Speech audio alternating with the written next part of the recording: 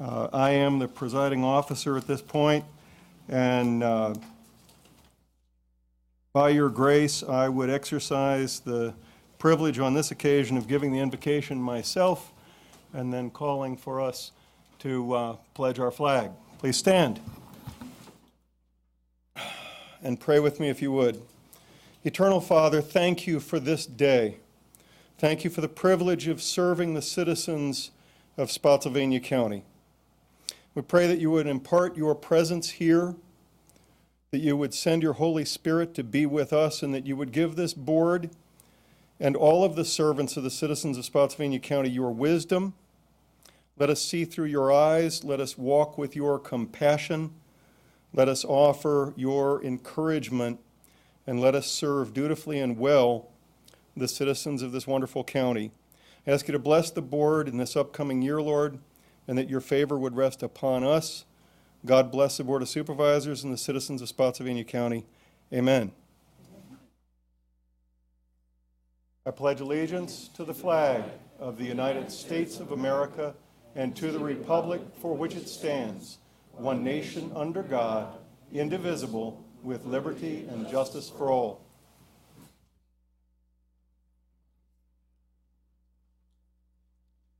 Thank you. I will now call, pursuant to section 2.4.1 of your bylaws, for nominations from the Board of Supervisors for election of your chairman for calendar year 2016. The floor is open for nominations. Mr. Taylor? Yes, sir. I nominate Tim McLaughlin. Mr. Trampy nominates Tim McLaughlin. Are there any further nominations? Is there a motion to close the nominations? Second? Show of hands, please, because the voting system is not operating. Shall the nominations be closed? Thank you. Now, the vote to appoint Tim McLaughlin as chair for 2016. We do this by roll call, please, starting at this end of the dais with Mr. Skinner. Mr. Bent? Mr. Sibyl? Mr. Aye. Aye. Aye. The ayes have it. Mr. McLaughlin, you are now the presiding officer and may take over for the election of vice chair.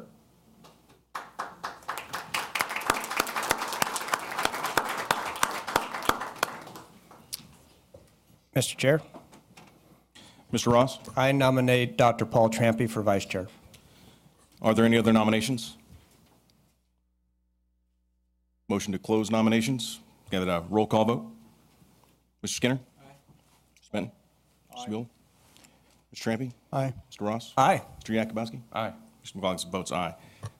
We have a motion on the floor to nominate Mr. Trampy as the vice chair. Do I have a motion? A second? Okay. Call the question. Mr. Skinner? Aye. Mr. Benton? Aye. Mr. Jula? Mr. Trampy? Aye. Mr. Ross? Aye. Mr. Yakubowski? Aye. And chair votes aye. Yes, at this point, Mr. Chairman, there are other matters of seating which, according to your bylaws, shall proceed first at the choice of the vice chair, Dr. Trampy, whether he prefers to be to your right or to your left.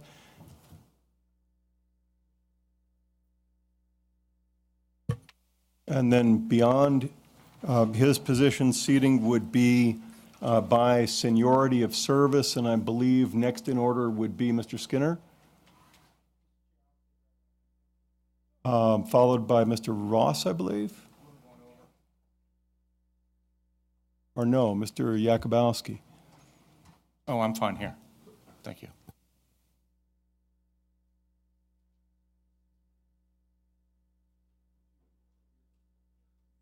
All right.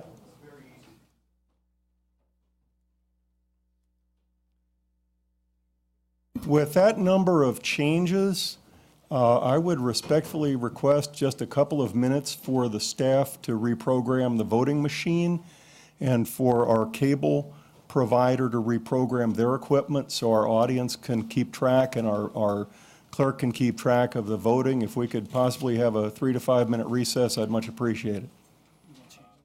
Without any objection, we'll call a recess. Mr. Skinner? Yes, sir. Absolutely. Okay. With that, let's call a till 3:15 recess. Is that good? Give you 10 minutes? All right.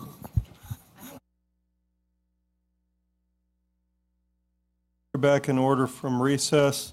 Next item of business is to set the 2016 meeting calendar. In your electronic agenda was a draft resolution, proposed resolution for your meeting calendar that is based on the cycle of meetings that have been held in the prior year, and with the addition of supplemental meetings that have been approved as part of the budget calendar.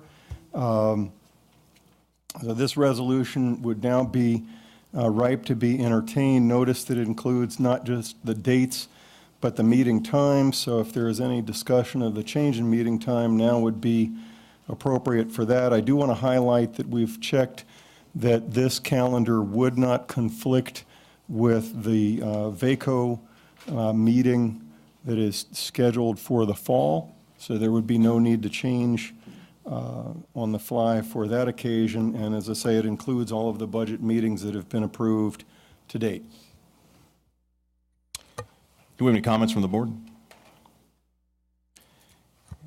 Mr. Taylor, one question. I did get an email from the school board questioning one of the meetings. Does conflicts with spring break? Is that part of this? Yeah, there was, I'm trying to remember which one it is. There is one of the meetings in April, the budget public hearing is coincident with or during the spring break period. That was timing that was presented and approved by the board as part of your budget calendar. It is necessary to the cycle that we're need to achieve this year in order to get tax rates adopted and bills out. It's challenging that we have a reassessment year.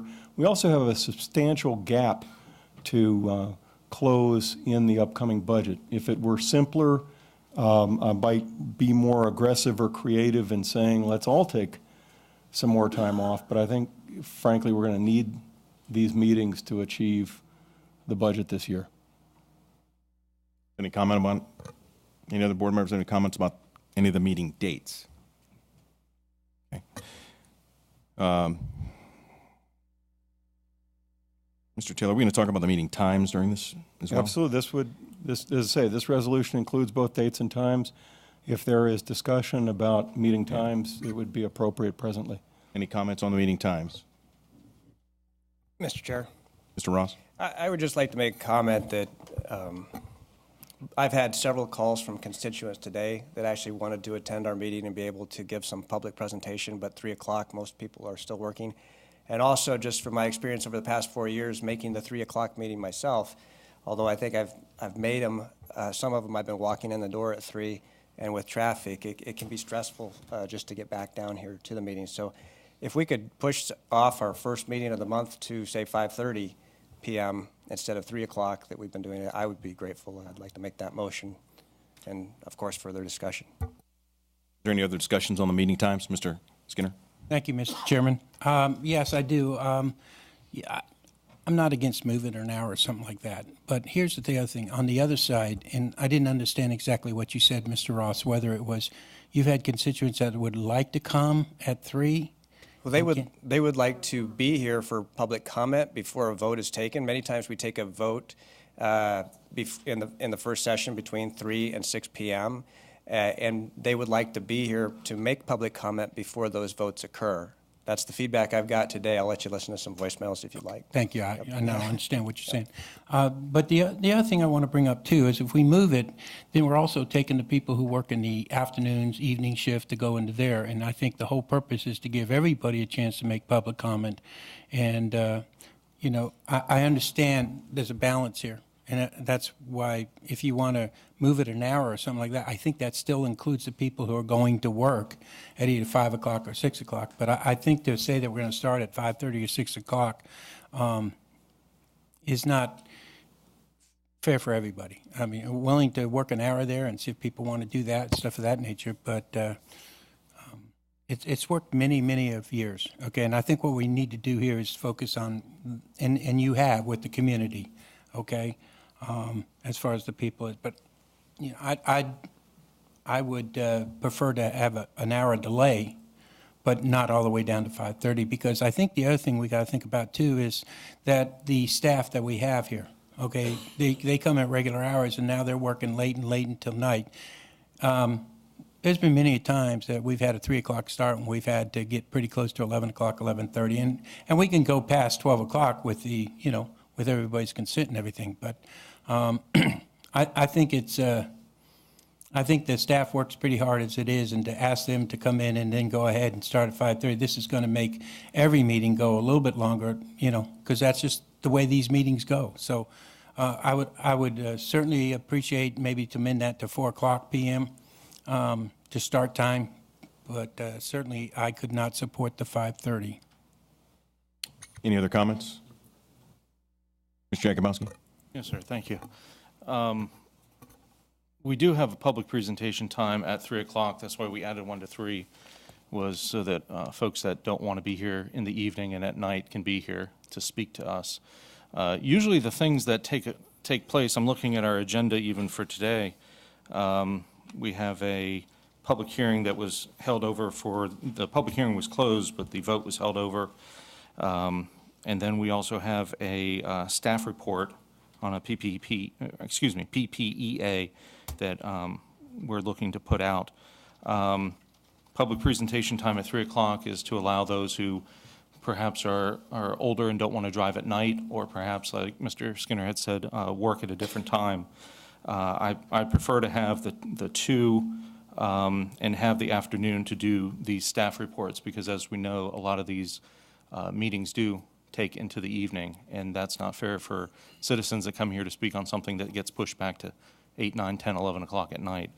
So this was pushed back 12 years ago or so from 2 o'clock to 3 o'clock, and I want to be against a 4 o'clock, but even with that, we got to consider everything that we're doing and what we're trying to fit in. Thank you. Mr. Taylor, I'd asked you about the staff and what the impacts to the staff are on moving the time, and do you have a input to that? Well, my observation would be that the vast majority of the county staff that appears before you at your meetings are exempt staff that are not on the clock, so to speak. And so I think that the staff impacts would be to moving the start time later, whether by an hour or 2 or any time that's been under discussion. I don't expect that the impacts to staff would be significant. I think, in fact, there would be some exempt staff or staff at the leadership level that would appreciate having their whole workday and then have the meeting afterwards. So, but I don't see a negative in either of the options that are under discussion. And I would also recommend that with any shift in time, the board might also want to consider and discuss some small changes to the order of business in the meeting if there is concern about compression of the schedule with a start time at 4 o'clock or 5:30, either one. But that would be for the upcoming discussion in a moment about the bylaws. Any other comment or suggestions on the time? Mr. Jabula.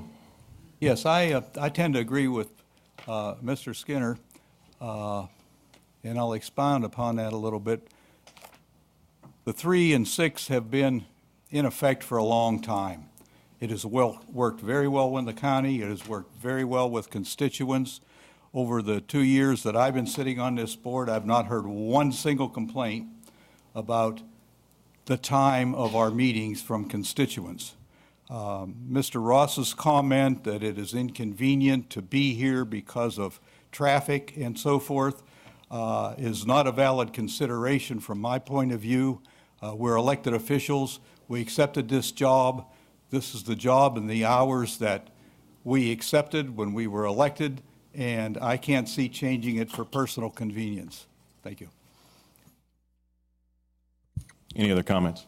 Yes, sir. If I might add one other thing. I was going to bring this up under number 4, but I'll just give a little hint of it right now. if we're concerned, which we should be, that constituents are feeling either left out or it's not convenient for them, I think that there's other ways that we can adjust what we do to allow them to have a bigger voice, which we should, in the process. A couple of the ideas I'll bring up in the next session, but there are other things that we can do, from having perhaps comments for hearings that are directed directly to us via email, text, Twitter, whatever it might be, so that we can correspond, or our constituents can correspond with the board. And maybe if they can't get here, they can dialogue with us that way, at least let their voices be known. And then also a lot more that we can do via our television station, and perhaps even thinking about having board meetings at other times of the week. I mean, if we wanted to do a Saturday or something like that, that would be something to take into consideration. And I would also ask that before we make any big changes, that we would take a look at other boards. Because I know Prince William for the longest time would start at, I think, 10 a.m. and go all day long. And that's not a motion to do that, don't worry. But there's other things that we can do and other models that are out there that we can emulate. So, thank you. Any further comment? Mr. Chair. Mr. Ross? So I think Prince William County board members are full-time. I think they're fully salaried, or maybe they're not, but I thought they were. And Mr. Sabula, I understand, but I have over 4 years gotten many complaints about our 4 o'clock meetings. It's not a convenience to me, but it's nice to say that when you're retired. so I'll go ahead, based off what Mr. Skinner's said, and amend my motion to a time of 4:30.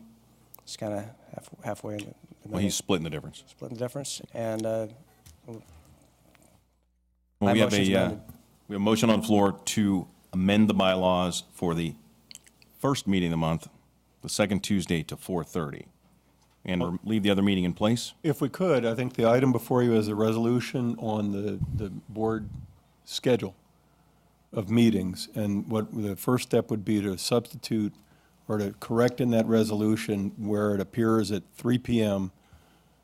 The motion would be to adopt this resolution with the 3 p.m.s changed to 4:30 p.m.s. Okay. so Is there a second? Okay. I'll call the question.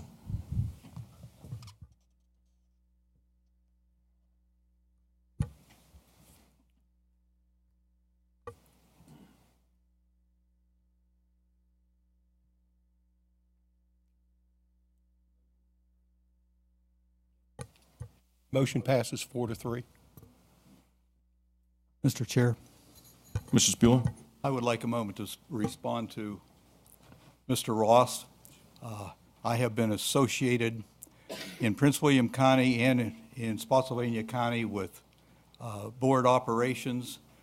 I ran for office in Prince William County while I was working full-time.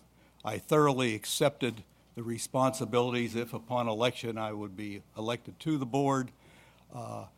I believe it's self-serving to try to adjust schedules to meet with personal considerations. And I understand 95 traffic, been there, done that. But you know what? I may be retired now, and I may be acting as a full-time board member, but if I was working full-time, you wouldn't hear that kind of a motion from me. Thank you.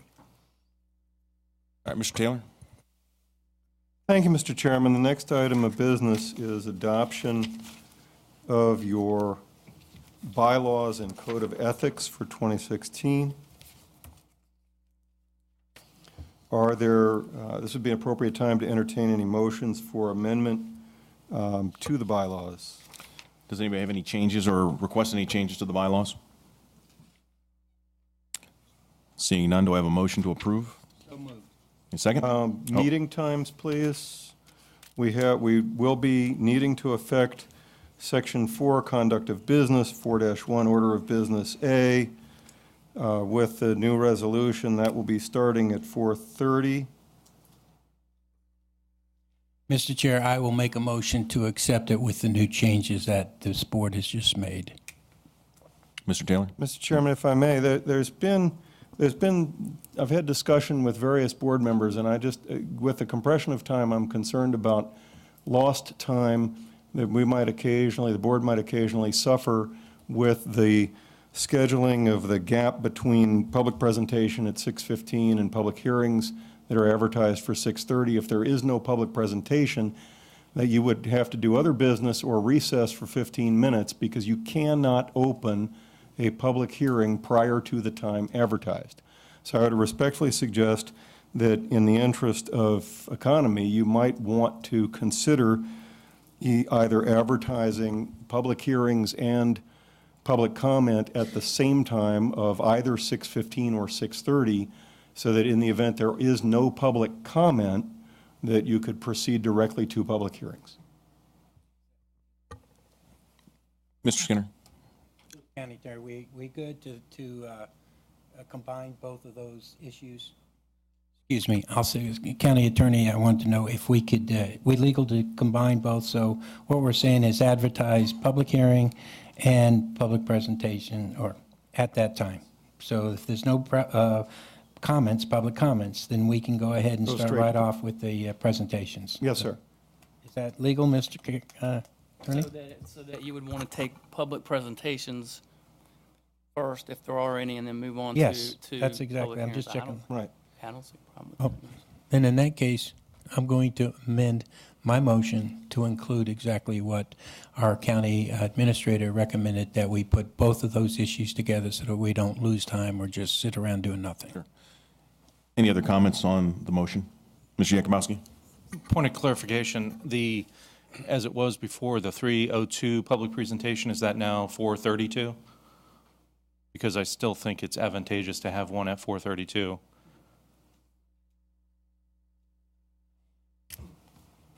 And if not, if we can do that, I would make a friendly amendment to your motion. Accepted? Thank you. Okay, and then would that be to put public comment at 6:30 with public hearings that are scheduled for 6:30? Mr. Chair, Or both for either 6:15 or 6:30? I'm just wondering which is the preference. I think that's important because then when we go into closed session, we get a little extra time there to use it there rather than sitting out here. Right, so there's going to be a 16:32 or 4:32 public comment, Right. and then there'll be a 6:30 / public comment, public hearing time. Yes, sir. So that is what the amendment is, plus the new, the Start time based at on. 4:30, yes, sir. Okay. Based on that motion, are there any other comments on the bylaws? So we have a motion, do I have a second? All right, I have a motion and a second, going to call the question.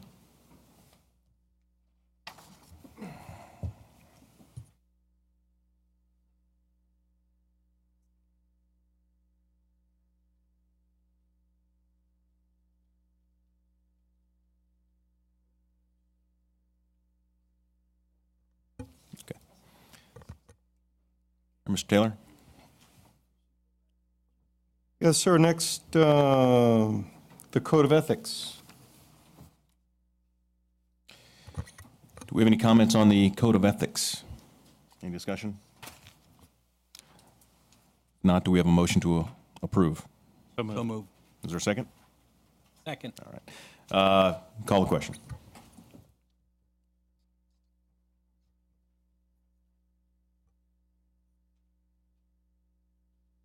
Motion passes 7-0.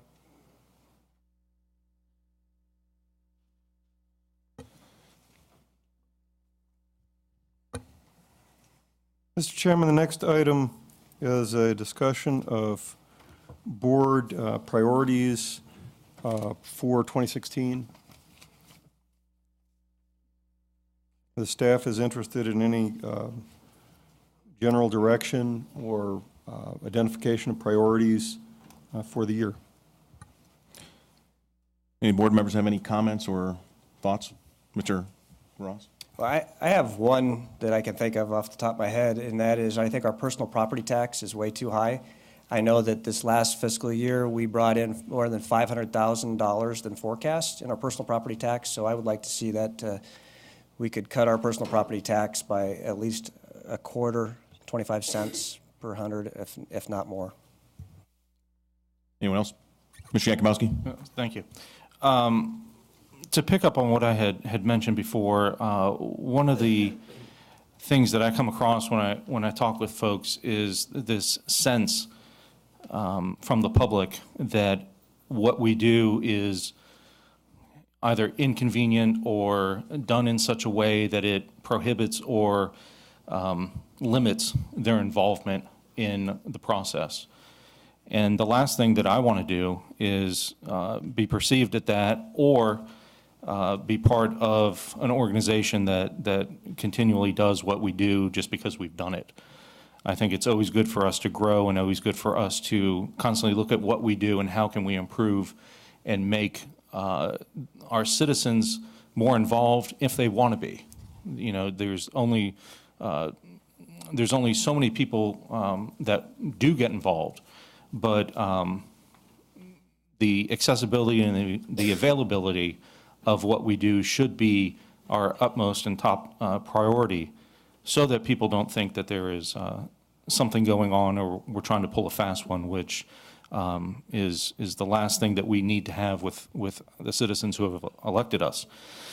So I would say in that regard, I would ask for the board, if a motion is needed, then so be it, for us to come up with a time to have a board retreat so that we can put together ideas, give us an opportunity to talk. I would also ask that that board retreat be as accessible to the public as possible. Having it here in this room sometimes is not convenient, or it might be intimidating, or just might not be the best work environment that we can do. Nor do I want to have it down at Lake Anna as we have in the past, just because it's the convenience for folks.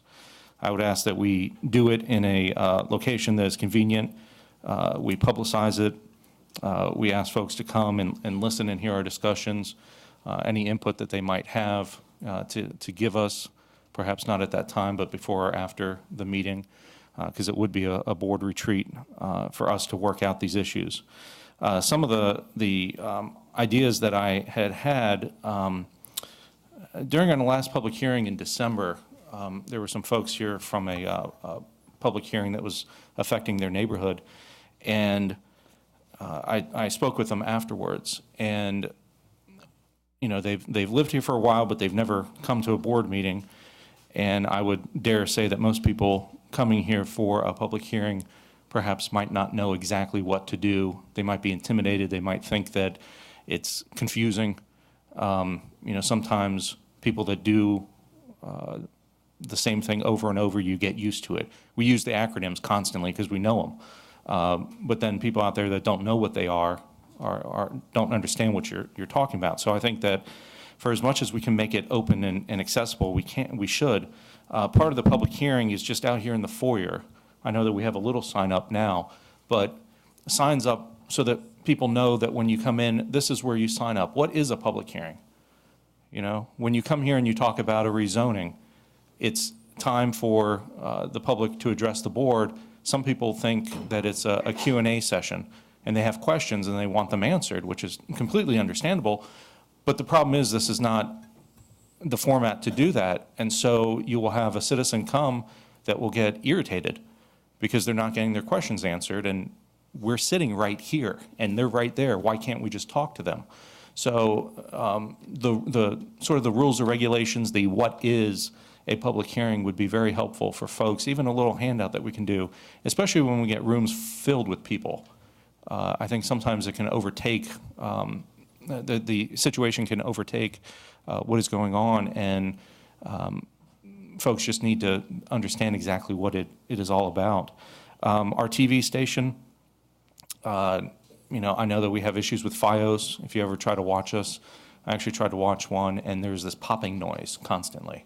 And it was the most irritating thing, so I turned us off and didn't feel like watching it because of that. So I think what we need to do is make that available to people as much as possible. Why do we only have 3 times that a board meeting is replayed? You know, again, we have other localities, Fairfax, Prince William, Loudoun, other big guys, Chesterfield, that have done this before. Let's see what they do, and let's do what they do to make this process more accessible and more efficient and more open to our citizens. In addition to that, the other one idea real quick, and I'll save the rest for the board retreat, is even when we do the consent agenda, that we can have it up on the monitors so that folks in the, sitting out there can see what we're talking about. And we're not trying to hide anything. We need to make it as open as possible. And then people at home can also see what is going on. So those are several of the ones that I think that we need to do. But I think to start with a board retreat would be very helpful, especially with a new member, to get ideas and for all of us to sort of set out our priorities for the year too. So, Mr. Taylor, if you need a motion for that, I would be more than happy to make one.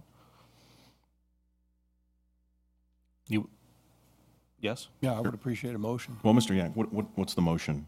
For a board retreat, for staff to put together times and locations. Before you make, could you potentially have that come back with some more details? Maybe that staff put together what we're talking about, the costs, locations, things like that, before we vote on it? I think well, that's what the motion is. It's just for them to get all that information. what I was thinking is that we just did a consent of the board, go forth and bring that back to the next meeting, and we'd have the ability to do it. I don't know if you need, all I'm saying is I don't know if you need a motion for that, but if you want to go forward with that. Well, I want staff to be clear on what we're doing, and either way that they want it, it doesn't matter to me. Okay, so what is your motion? For staff to put together information on a board retreat and bring it back to us at our next meeting, and then we'll go from there. Okay. Is there a second? Second. All right. Call the question.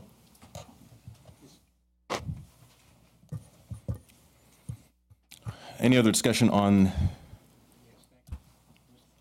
Mr. Chair, thank you. some priorities? Well, speaking to what Mr. Yakubowski said, when we talk about location, you just said, Mr. Yakubowski, some locations are hard to get to. The question is, I thought the county, I'm not sure the county here is like somewhat centered, maybe I'm wrong, but we do have, I'm making a suggestion here as far as the location, we do have that area right down the hill. I'm not sure what that is called, the newest, where a lot of, where we held our Stevenson's Ridge? General Center. Yeah, thank you. Just a recommendation, something like that, because Mr. Yakba, I didn't know exactly what location would be the most easy to get to for everybody in the county. So it's just something that I would think of, and when you bring it back, if it is convenient for everybody, that's all I'm asking for.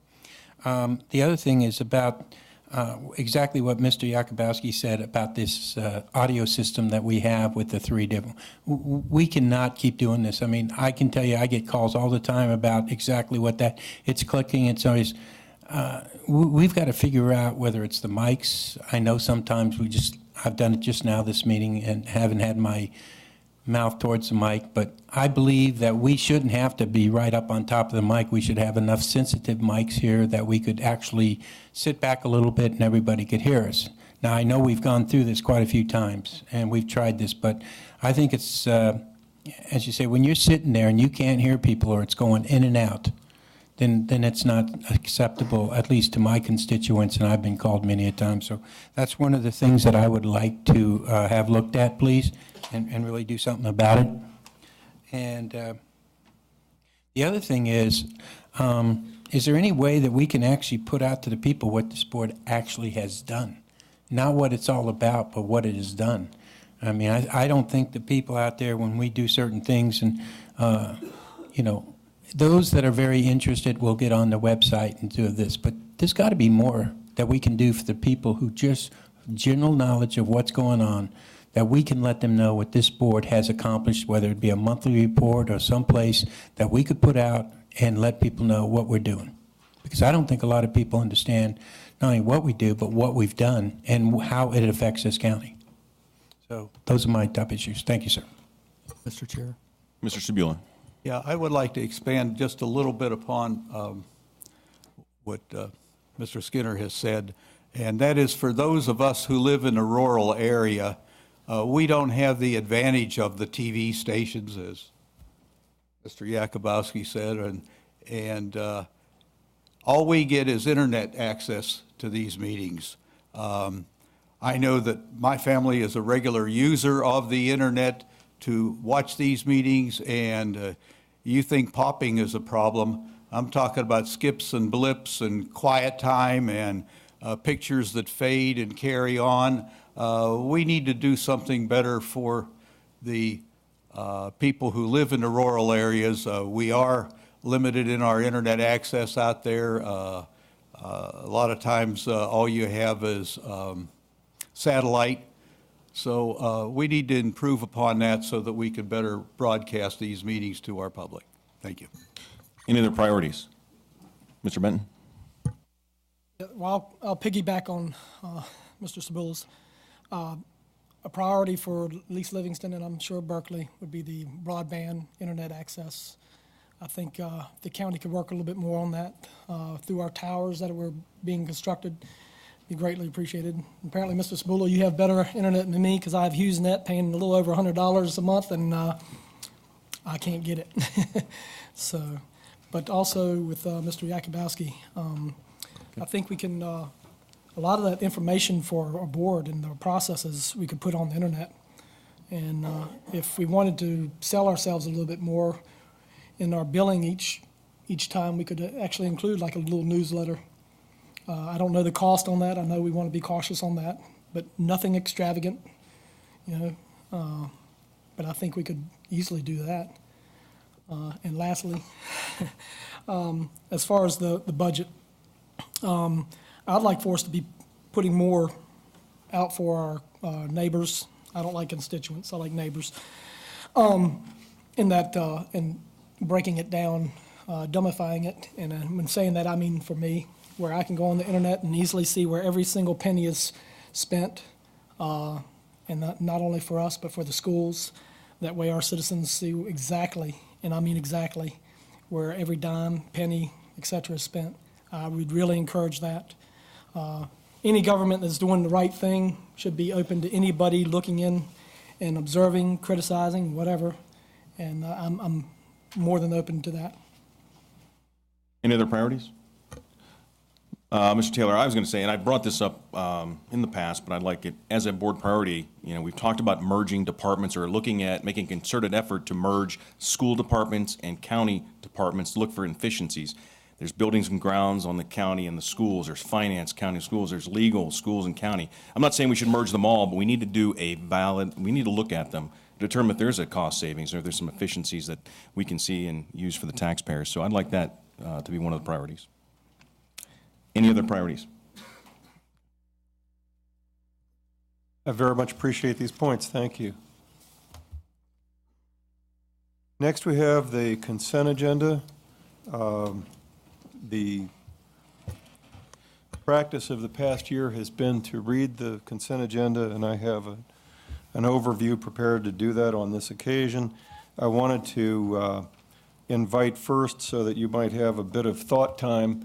The consent agenda is rich with appointments, this being your organizational meeting of the year, and I will be trying to present those in an organized way by supervisor and district so that we can keep track of who's doing what. Per your bylaws, appointments are to be made on the consent agenda, and so if there are appointments that any of you would like to make that have not made it onto the consent agenda, it would be most appropriate and simplest if you were to amend them onto the consent agenda at this time or after the consent agenda is read, if it's the board's pleasure to continue reading the consent agenda. Mr. Chair? Mr. Spulin. Yes, I have an addition to the consent agenda for the Lake Anna Advisory Committee, and I would like to appoint Mr. Gary Bullis to that position. Thank you. That's the advisory committee, sir? I'm sorry. Yes, the Lake Anna Advisory Committee. Yes, sir. Mr. Chair, Mr. Ross. I would like to appoint Richard Thompson to both the Planning Commission and the Cable Commission. Mr. Skinner. This is not for an appointment, but without objection from the other board members.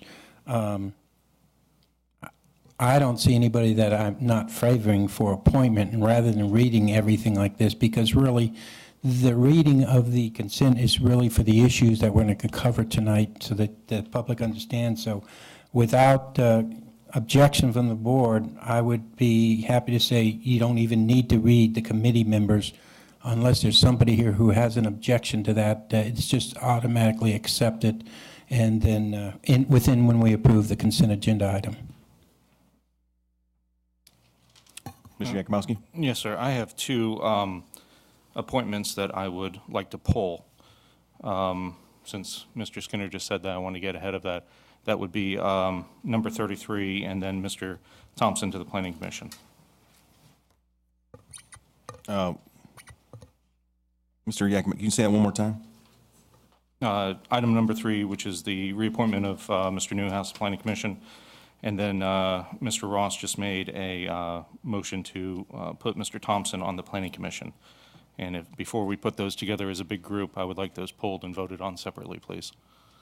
Okay, so you want to pull my appointment so we can vote on it separately? Yes, and Mr. Ross's. Thank you. Okay. All right, so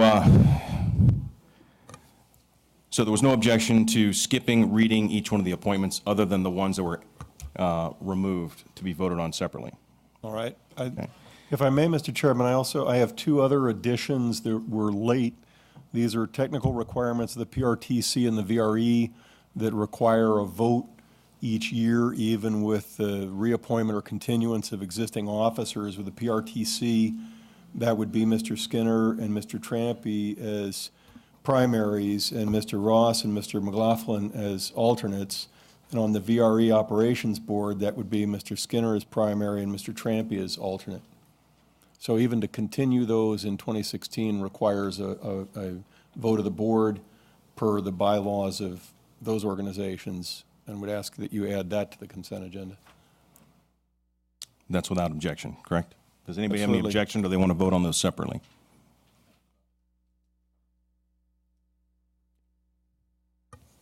All right, so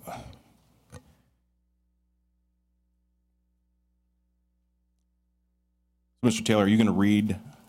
So there's a motion to approve the consent agenda vice the ones we have pulled, correct? Well, there's not a motion, so we're looking for a motion to approve the consent For a motion to agenda. approve the consent agenda as written with the addition of Mr. Bullis to the Lake Anna Advisory Committee, and with the addition of the PRTC and VRE reappointments that I've just read, and pulled from the consent agenda for discussion and vote separately are Mr. Thompson of the PC and the Cable Commission, and item 33 from the consent agenda, Greg Newhouse to the Planning Commission. Mr. Chair. Mr. Skinner? Again, may I clarify one thing? The motion I made without objection was for Mr. Taylor not to read the nominations, but I think we still need to go through our regular process, such as resoluting committing funds to the local share transportation. Those things that are not appointments, I believe that he should still read tonight unless we're going to change that system or that processor. Any comments on Mr. Ross? Mr. Chair, I believe Mr. Yakubowski only has Mr. Thompson pulled off of the Planning Commission, not the Cable Commission. Correct.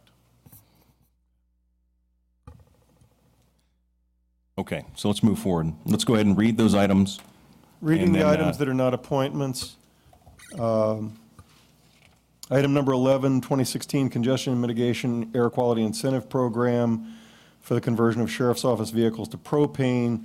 This is an alternate fuels program, government fleet vehicle incentive that allows state agencies and local governments in specific non-attainment zones to be reimbursed for incremental cost of transition to alternate fuels such as propane.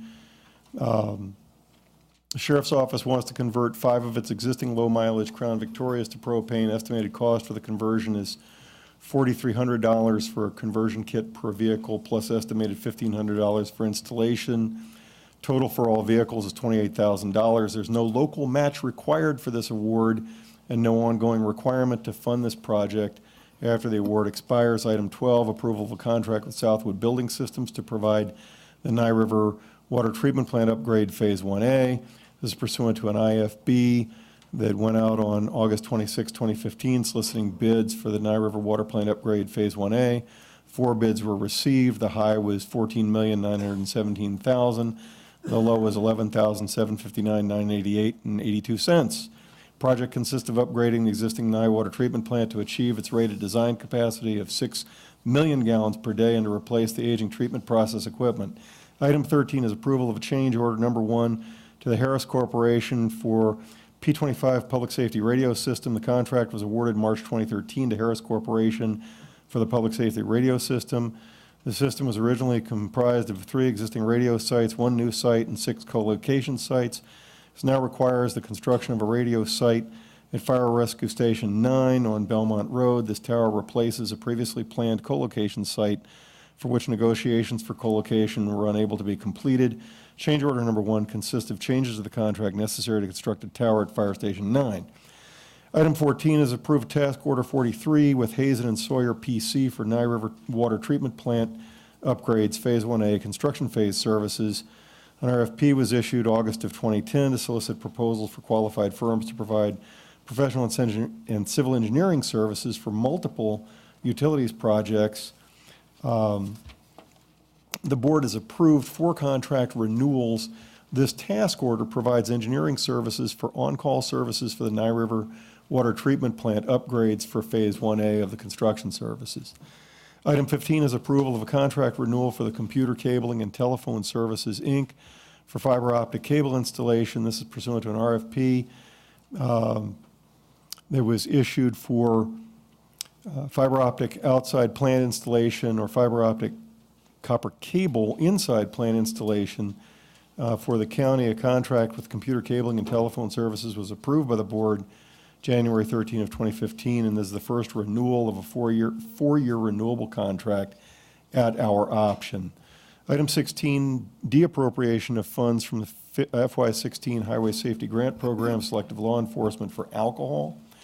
A grant award totaling $125,982 was issued to the County Sheriff's Office to meet strategic highway safety goals related to selective enforcement for alcohol in the federal fiscal year 2016 that ended September 30 of 2016. On September 8, 2015, the board voted to appropriate the awarded funds to with the understanding that the body cameras and power supply units would not be purchased. Sheriff's Office requested de-appropriation of the $25,000 that was allocated for body cameras and to move the $600 for training provided from the DMV for the power supply and for the power supply from equipment to travel in order to help offset some of the costs associated with training. Item 17, a grant application request for the Assistance to Firefighters Grant Program. The Department of Homeland Security's Assistance to Firefighters Grant Program provides financial assistance to enhance the safety of the public and firefighters regarding fire and fire-related hazards. The deadline for submission of the grant applications is January 15 of 2016.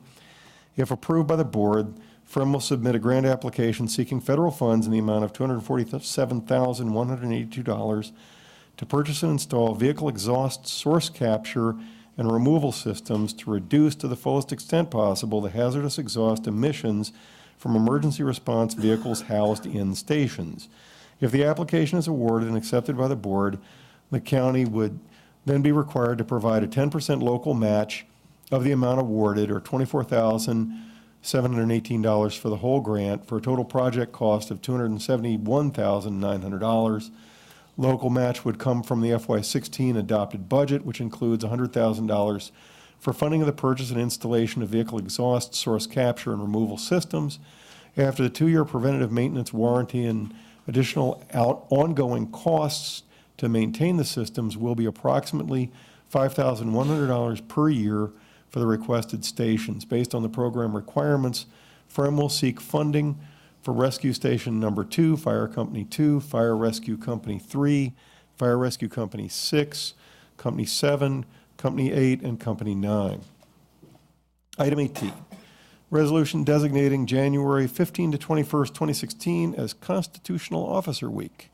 In past years, the General Assembly has adopted a joint resolution allowing for the annual designation of the week that includes the Lee Jackson King holidays to be recognized as Constitutional Officers Week throughout the Commonwealth. This is an opportunity to highlight the unique duties performed with excellence by the constitutional officers who serve us here in Spotsylvania County. Item 19, a resolution committing to fund the local share of transportation projects. VDOT recently has informed our staff that it now requires resolutions be adopted by the locality in support of shared projects to state that the locality commits to paying its local share of the project. In light of this requirement, staff drafted resolutions that are in your agenda to supplement resolutions previously adopted by the board in support of the FY16 and FY17 revenue sharing projects, as well as the adopted resolution requesting that VDOT administer the paving projects for Haley's Mill and Williams Lane. The supplemental resolution states that the county commits to funding the local share of the projects when additional House Bill 2 revenue sharing and alternative sources of funding are not available to pay such local share. The resolution also makes clear that funding is subject to annual appropriation by you. Item 20, shifting funds from the VRE project to the Smith Station Courthouse intersection project. The county was awarded $265,000 in FY 2015 revenue sharing program funding from the state for the Balls Bluff Spotsylvania Parkway intersection signalization project. However, after the county applied for revenue sharing, it was determined that it was the developer's proffered responsibility to install a light. VDOT is in the process of invoicing the county for its $265,000 share of the revenue sharing program allocation that was shifted to the Smith Station Courthouse project last year. As such, the staff requests that the board approve a transfer of the $265,000 from the local balance remaining on the VRE station project to fund the $265,000 that will soon be due on the Smith Station Courthouse Road intersection project. If the transfer request is approved, the $265,000 will shift from the balance on the VRE project to the Smith Station Courthouse Road intersection project so that the county can pay its share of allocated revenue sharing program costs. Thank you. Mr. Skinner. Thank you, Mr. Chairman. Mr. Taylor, being on the VRE and everything else, the shift from funding from VRE project, I have no problem with it, none whatsoever, to go to Smith Station and Courthouse intersection. I know how important that is. Now that the project's done, what are we having to pay for? I mean, I know there's still a few things that we had to get done, and I've talked to Operations Board about that. Where is this excess money, and what are we giving up, or are we giving up something? Because as far as I can see, the VRE stations has been open, working well, and there's just a few things that I know that need to be completed within the head house and stuff of that nature. Mr. Skinner, Yes, why don't we just pull that one off? Let's vote on the consent agenda and come back and discuss it. Sounds good. Pull that one up. That's fine, sir. Motion to approve, then. Mr. Benton. I just had some questions on the mitigation, congestion mitigation for the sheriffs. Let's pull it out. So we'll go ahead and a motion to approve. There's a motion to approve the consent agenda minus items. Can you lay out those items we just pulled Number off? 20 for me, sir. Number 20.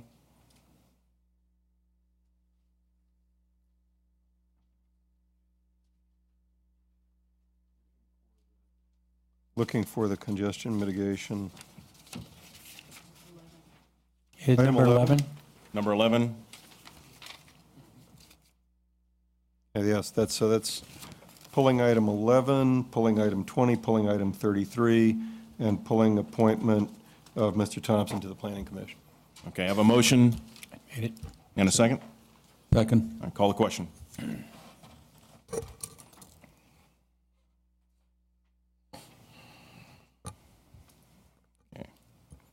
Motion passes 7-0. I think the first item is Mr. Skinner's question on the VRE. Is that the first one on the list? It's number 11, actually, is the first one. That would be Mr. Benton's. Oh, Mr. Benton, you want to discuss or ask questions on number 11? I just had a couple questions. I've sent out some correspondence. I've gotten some back, but I don't think the question was really answered. My main question is the manufacturers, Ford, Chevy, Dodge, whatever we're buying or have, powertrain warranty, is that null and void if we put these conversion kits on the vehicles? I guess also, I haven't heard anything about any kind of true cost savings, especially since the fuel is so cheap now. I guess lastly, are these conversion kits going to be reused? I mean, once these vehicles have met their lifespan, are we just going to pay to install them on different vehicles and continue to use, or are they just disposed of? Or Right. Mr. Taylor, I think there was some follow-up information. Do we have that? The only follow-up that I have that's germane to those three questions is that the kits are transferable from one vehicle to another. Mr. Chair? Mr. Spulin? Yes. Major Carter Wells is here and can address any of these questions, and I would suggest if, Carter, if you would come to the podium.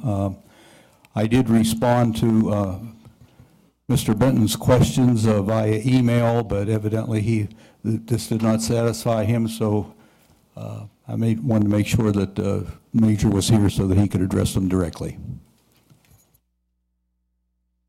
I think your first question was, are they reusable? One of the questions were, are they reusable? Yes, they are.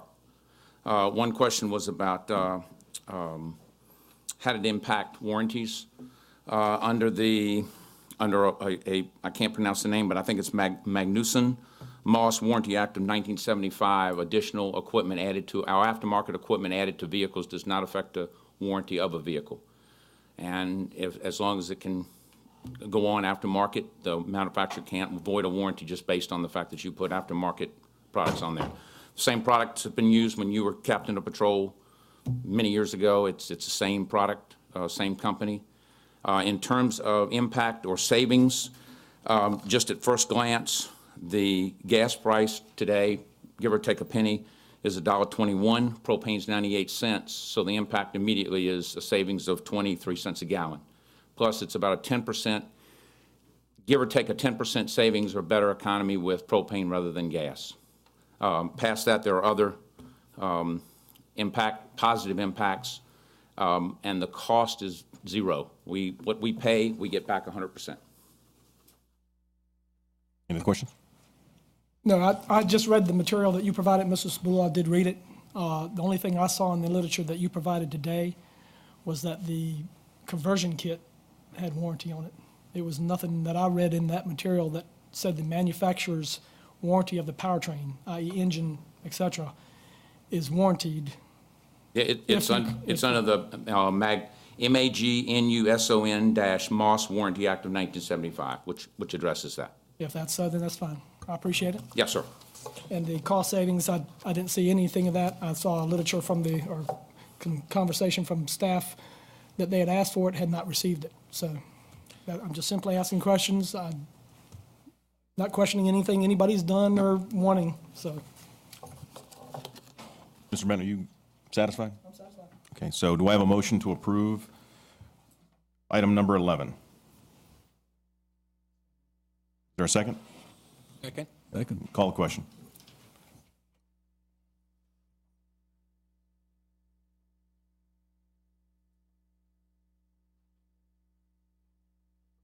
Motion passes 7-0. And Mr. Skinner, I think you had the next question about the VRE. Thank you, sir. Mr. Taylor, if you would, please. I think you knew what my question was. Understand. And Mr. Petrovich, can you address this issue? Yes, sir. There are a couple of minor items on the punch list, and there's adequate funding in the VRE. I don't have the exact numbers in front of me, but there is adequate funding in the VRE left over from the project to move the funding without affecting the VRE project. Fine. Now I'll make a motion to approve it. Okay, second? Okay, call the question.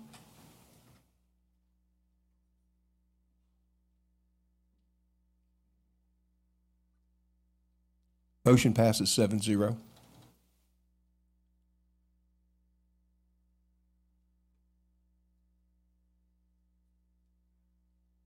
Taylor, what was the next item was?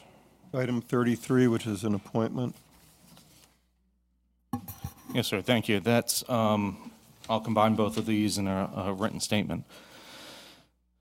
Thank you. I am pulling these nominations for reappointment to the Planning Commission and will not vote for these nominees, and I wish to explain my vote. This past year, the Planning Commission, which is the entity given the duty of approving preliminary plats by the Board of Supervisors, denied an application that, according to the county, quote, has met all requirements and therefore is ready for Planning Commission approval. That was 2/14 of 15. This plat is a by right use, meaning that no rezoning is necessary, and if all the boxes are checked, meaning state and local codes, then the Planning Commission must approve. At the Planning Commission meeting on April 27, 2015, by a 5-0 vote, they acted in an unjust manner and denied this plat. The Planning Commission was given legal advice reminding them that the commission had no legal leg to stand on in denying the plat and will be sued if they denied the plat. The county was sued, and this has cost the taxpayer dearly. To date, more than $16,000 on outside counsel and countless hours of county attorney's time has been spent defending this reckless action. The county taxpayers are at risk for liability to pay tens of thousands of dollars in damages and legal fees due to this reckless action. And 100% of this could have been and should have been avoided. To be clear, there are issues that folks in this area and adjacent subdivisions have, and I fully support a plan to address the entire area of Waverly Village, Maple Grove, and Governor's Green, and the traffic issues in those neighborhoods and the immediate area. But only a comprehensive look and plan will begin to address these issues, which will only get worse. Unfortunately, to date, no plan has been put forward. These neighborhood concerns are not what I'm speaking about. We as elected officials have a duty to enforce the laws of our county equally and justly. In fact, we take an oath to do just that. We cannot arbitrarily enforce or apply the laws of our county no matter the underlying issues. The county has a duty and a responsibility to approve a plat if that plat meets all the requirements, and this one did just that. And I am also troubled by some who will claim to stand for property rights but yet deny others because they have a problem with what that person exercising their rights. The taxpayers of our county need to know that from this action by the Planning Commission, Spotsylvania County was sued, and the county has spent well over $16,000 on this litigation. I will not support Planning Commission members for reappointment who have exercised upon a private citizen the most egregious of governmental power. Thank you. Any other comments? Mr. Spieler? Yeah, Mr. Chair, you know, when things are black and white, there's no gray, and this issue was black and white, and I tend to agree with Mr. Yakubasi's statement, and I also cannot approve for appointment members of the Planning Commission who acted against the better interests of the county. Thank you. Just one, were there only 2 people that voted against it? Who were the other members? That are up in the consent agenda, yes. Okay. Mr. Chair, I'll just say that a lot of this has been closed-door session, and we haven't been able to talk about, and constrained by legal constraints of even openly discussing this lawsuit.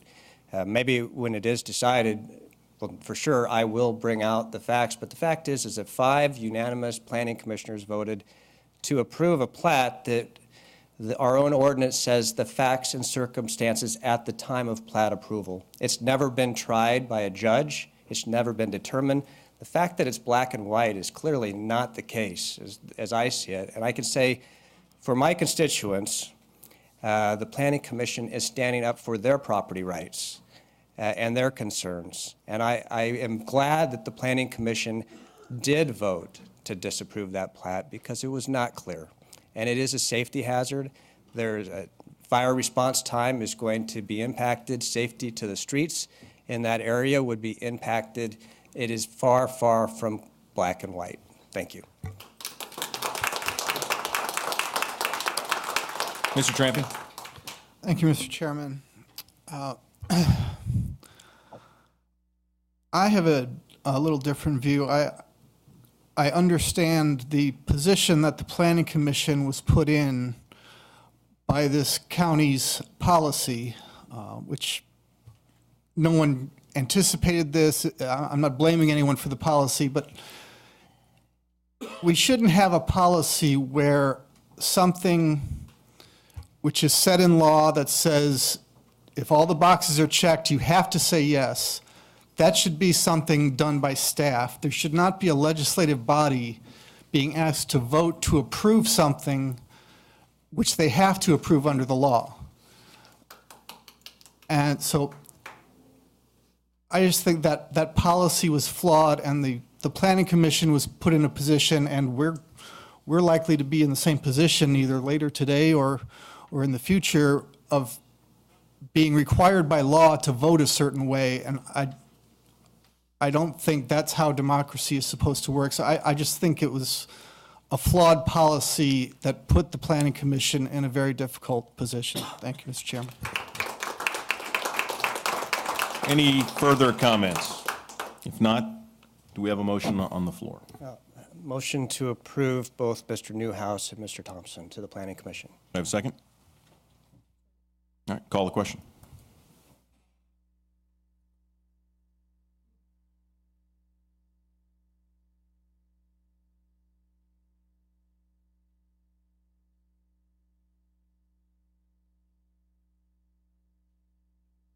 Motion passes 5-2.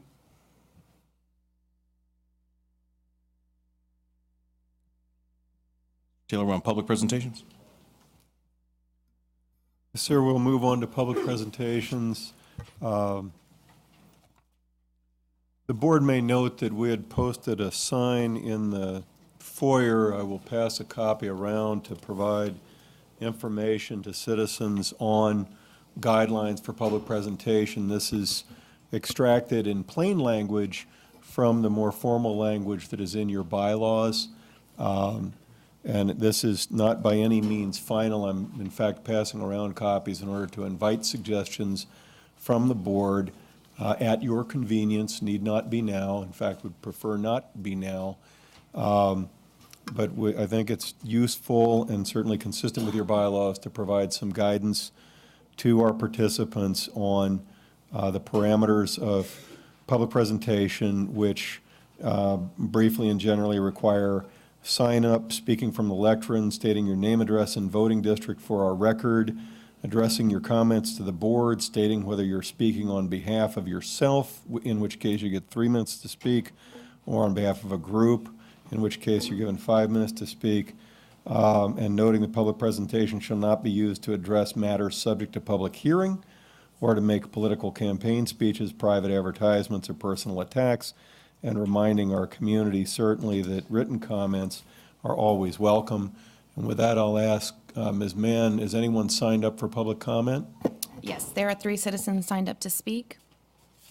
The first citizen is Jennifer Brown, followed by George Allen, who can line up right behind her in the process.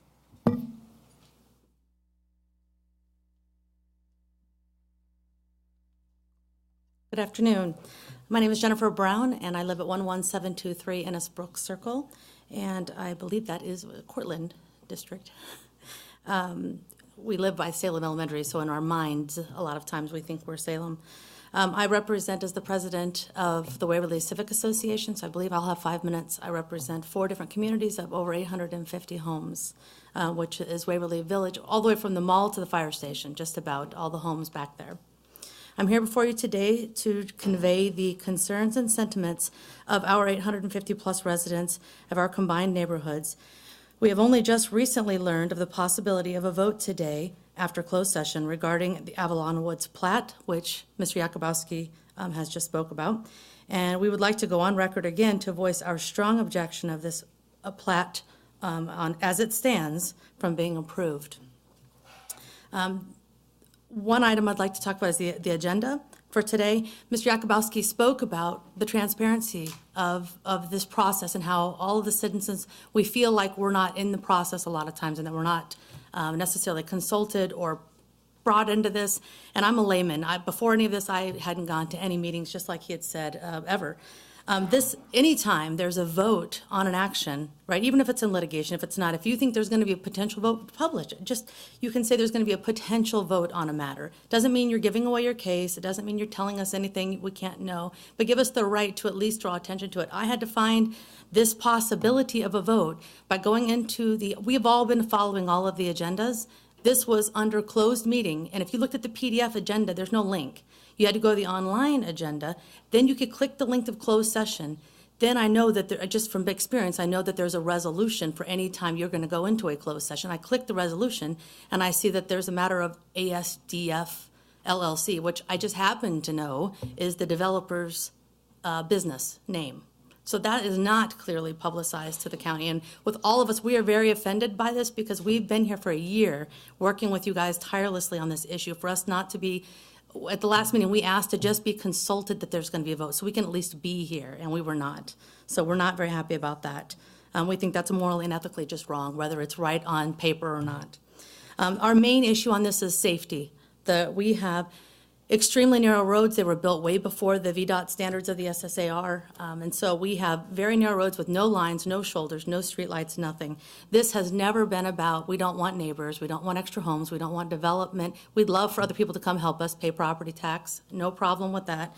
But we have no way to keep our kids safe. We have it's a big circle that this is going to be built on, estimating 2,000 trips a day around this. We have no place for people to park on the sides of the roads. And we've got an email from the chief, right, Monty, who's here today, who officially said to Wanda Parish on February 10th of last year, and I quote, "I do believe that the current plan negatively affects public safety."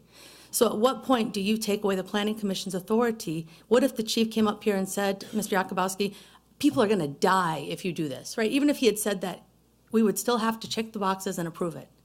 And so I believe the Planning Commission should have the authority, based on the circumstances, to make a decision for the safety of its citizens, which is what you're supposed to be doing for all of us. Secondly, the schools. I know that's not a direct impact of this, but I've spoken with the various principals of the schools, and these are not just this district, right? It's all of your districts. Our schools, the Salem Elementary, which is close as a Title I school, they can only have 24 students per teacher. Some of the other programs are even less by federal guidelines, like Head Start and that. They're already at 23, very close to 24. Those students are this will require another rezoning, and all those students are going to be pushed to your schools, which are already at, all of them are at or over capacity already. And I know that's not necessarily, maybe not your problem. I'm not a legal person, so I don't know whose problem that is, but it's somebody's problem. And we can't build a school as fast as you can build these homes. And I don't want our kids in trailers. We agreed we weren't going to teach our kids in trailers. We pay enough that we should not have to do that. And I don't know if you're prepared, whenever the time comes, to tell your constituents that you're okay with their kids being pushed into trailers to be taught. The property that we're talking about, you make it sound like this poor developer. This developer is the same one who built our homes. This Hazelwild Farms, the lady who owned this, everybody knew her affectionately as Sissy. She made this an educational foundation so the developers would not get it. It's been quoted in the newspapers various times. The board members on Hazelwild Farms make over $50,000 each. They are raping this community. This foundation. They're going to sell it all until it's gone. We have fought for over a year on this. We fought with you guys, and all we're asking is put it to a judge. Let the judge decide. We pay for it. We have insurance to cover some of these legal costs. Please just let them decide. Represent us. Thank you. George Allen, followed by Mary Walsh, who can line up next. Good afternoon. My name is George Allen. I live at 10408 Fairview Road in Partlow, and that is the Berkeley voting district. I'd like to thank the board for placing the biosolids issue on the legislative agenda. We've also asked to please add the setback increases for health issues, specifically chronic health issues that are either respiratory or affecting the people's overall health. I'm also providing to the board as a handout that I've already turned in. This handout provides a computation for estimated pollution ceiling limits to assist in the legislative effort. The estimate is based on a rough order of magnitude, and I'd be happy to share more information with you if you'd like to give me a call or contact me. I will be attending the Biosolids Information Group meeting this Saturday, and if any of you are not able to attend, I will provide information to you in the form of an update of the efforts that are being undertaken. As more counties are becoming involved in the biosolids issue, I ask that the board reach out to our neighboring counties to discuss mutual concerns, especially those counties or those areas or permits that impact Lake Anna, the lake's watershed, streams, and rivers. This will be a topic of concern in the future. I'd like to thank you again for taking the active role that you have in the biosolids issue, our citizens, and this county. Thank you very much. Mary Walsh. Good afternoon, gentlemen. Like Jennifer said, I'm a resident of Maple Grove, and in favor of the Planning Commission. I never realized how many records are available online to citizens. And when all of this stuff started in our neighborhood, I went through the Planning Commission reports for the last, 20, 30 years. I started reading until I had headaches and I couldn't see anymore. And there were a lot of Planning Commission decisions that were not unanimous, that were 4-3, 5-2, 6-1. That shows the disagreements of free men. That's one of the great things about our system of government, is that we are allowed to think for ourselves. Because if the Planning Commission is supposed to be a rubber stamp, then you can save the taxpayer some money and just hire one person, okay? But the reason that I'm here is not the Planning Commission. The reason I'm here is what's going to happen to my neighborhood if we get 800 homes behind my neighborhood. Now, the plat for Avalon says 98 homes, and that's how they start. You give a mouse a cookie, they want more. They want to put 800 homes back here. This developer, I was told by Mr. Yakubowski on election day at the polls, wants to put 800 homes back here. The whole area of Maple Grove and Governor's Green, okay, is about 750 houses. They come off here, they come down Maple Grove. This is my house. All the traffic for Governor's Green comes by my house. My street has no sidewalks. It's really not safe to walk on. It's not safe to let my kids walk up and down, or people with dogs.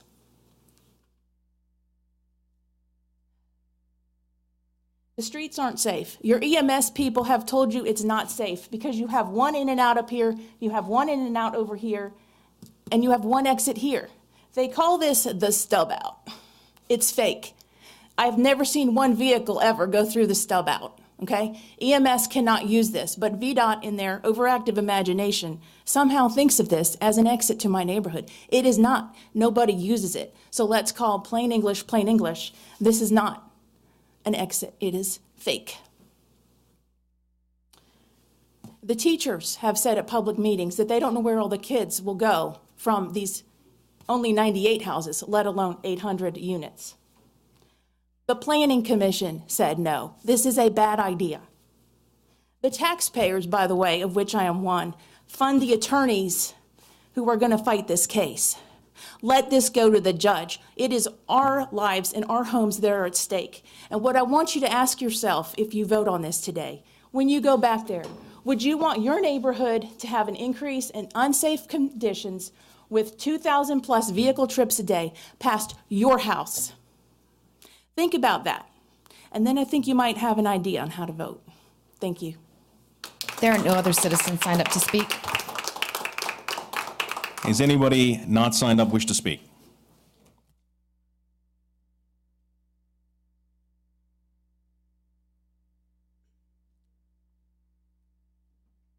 State your name and address. Carol Dumbroff, 6315 Plantation Forest. And one thing is, you're correct. I don't know your system very well. I've only known it since you started to impact our neighborhood. So my understanding when I made some calls the other day was that y'all are also looking to vote on Plantation Forest and the development with Plantation Woods today. So my understanding from the lady, which was not clear from your paperwork online, is it's either going to be tabled or voted on. If I'm wrong, please tell me. So It has been tabled, correct?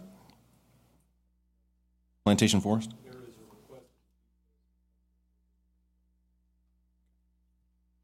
So it will be tabled? I don't want to waste your time if it will, so that's why I'm asking. If you wish to speak on Plantation Forest, if it's a public hearing later, then that would be the best time. Actually, there's no public hearing on it, right? It's already been done. So So there won't be another public hearing to discuss this? there will not. It's up, if it is voted on tonight, whether it's be tabled or not, the decision will be made tonight. If it's tabled, it's going to be, I think the request was to table it till February, is that correct? February 23rd meeting. More than Second likely meeting. it'll be tabled, but I don't know until, but, Well, bottom line is understand we have the same problem with Plantation that the previous ladies just spoke about. We have narrow roads, we have no lights, we have kids that play on those roads, we have seniors and people that walk those roads. It's a small, quiet neighborhood, and I know it came up last time about, hey, you need to take better care of your kids so they're not in the traffic and all. We did. We didn't move on thoroughfares. We moved into small neighborhoods, quiet neighborhoods. That's what we thought we were getting into. What they planned 30 years ago, it's 30 years later. A lot of things have changed as far as we knew. So to be saying this is we should make all our neighborhoods now thoroughfares that VDOT, I guess, is asking to do is crazy. That's you're making the thoroughfare problem our problems, and you're endangering our lives and our kids' lives. It's a safety issue, and this board needs to, if they need to go against a VDOT, then you need to do that, because we're your constituents you're supposedly representing. So.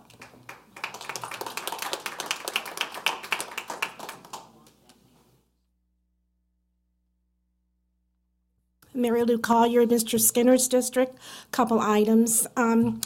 The agenda that I've mentioned in a prior meeting about a year ago, when the agenda for the board meeting is posted in the paper, that there be a very small description of what it is. If you noticed, Stafford Board Supervisors, they have a brief description. I just started, and I've got to stop. The school board meetings for Spotsylvania, they very short description of what it is. When you just say public hearing, period, go to your computer. Well, those that don't have a computer and they're reading the paper, they want to know what it is. So, in essence, I'm asking that you give a very brief description of what the public hearing is about. And it's not going to be very costly. I know there was a mention, oh, this is going to cost money. It's not going to cost a whole lot of money, but it allows the citizens to know exactly what the public hearing is about. Two, times of the board meetings that are on publicized in the TV is at 9 o'clock in the morning on Monday, Wednesdays, and Saturdays. I make a recommendation that you check into expanding that to an evening time so that you have morning and evenings for people to see it. It is helpful.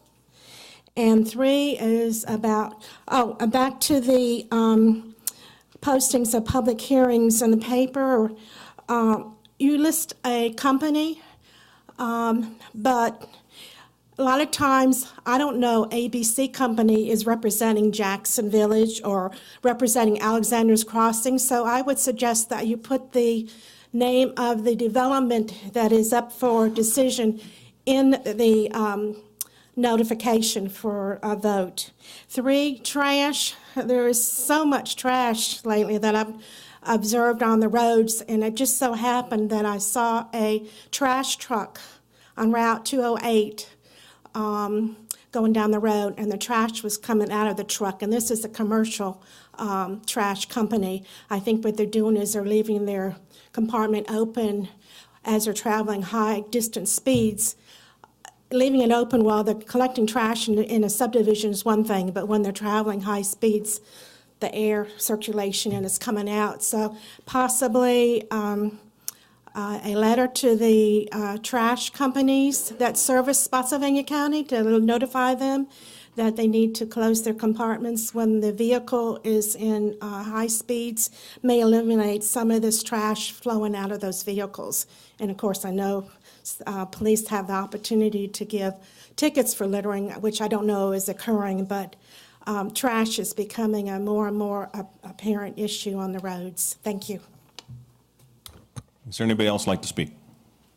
Okay, seeing none, we close public comment. Move on. Thank you. We move on to. Oh, sorry, one more. Sorry, sir.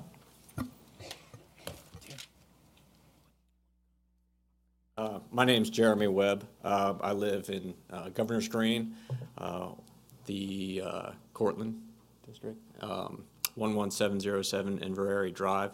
And you said this wasn't a Q&A, so if I make any questions, it's rhetorical. I thank you for your priority of making things more informative and more transparency. So we felt like we really didn't get that in our community recently. We have the opportunity, very few of us have the opportunity to address this today because of the time of public speaking. So Mr. Ross, I appreciate you trying to change that. Mr. Skinner, yes, people work evenings, and I appreciate them. I respect them more than anything, but I think the vast majority, at least a majority, work the 9 to 5 and would like to speak on that. So, I very much appreciate, going to Costco. Thank you for being open after 5 o'clock. I can get my groceries.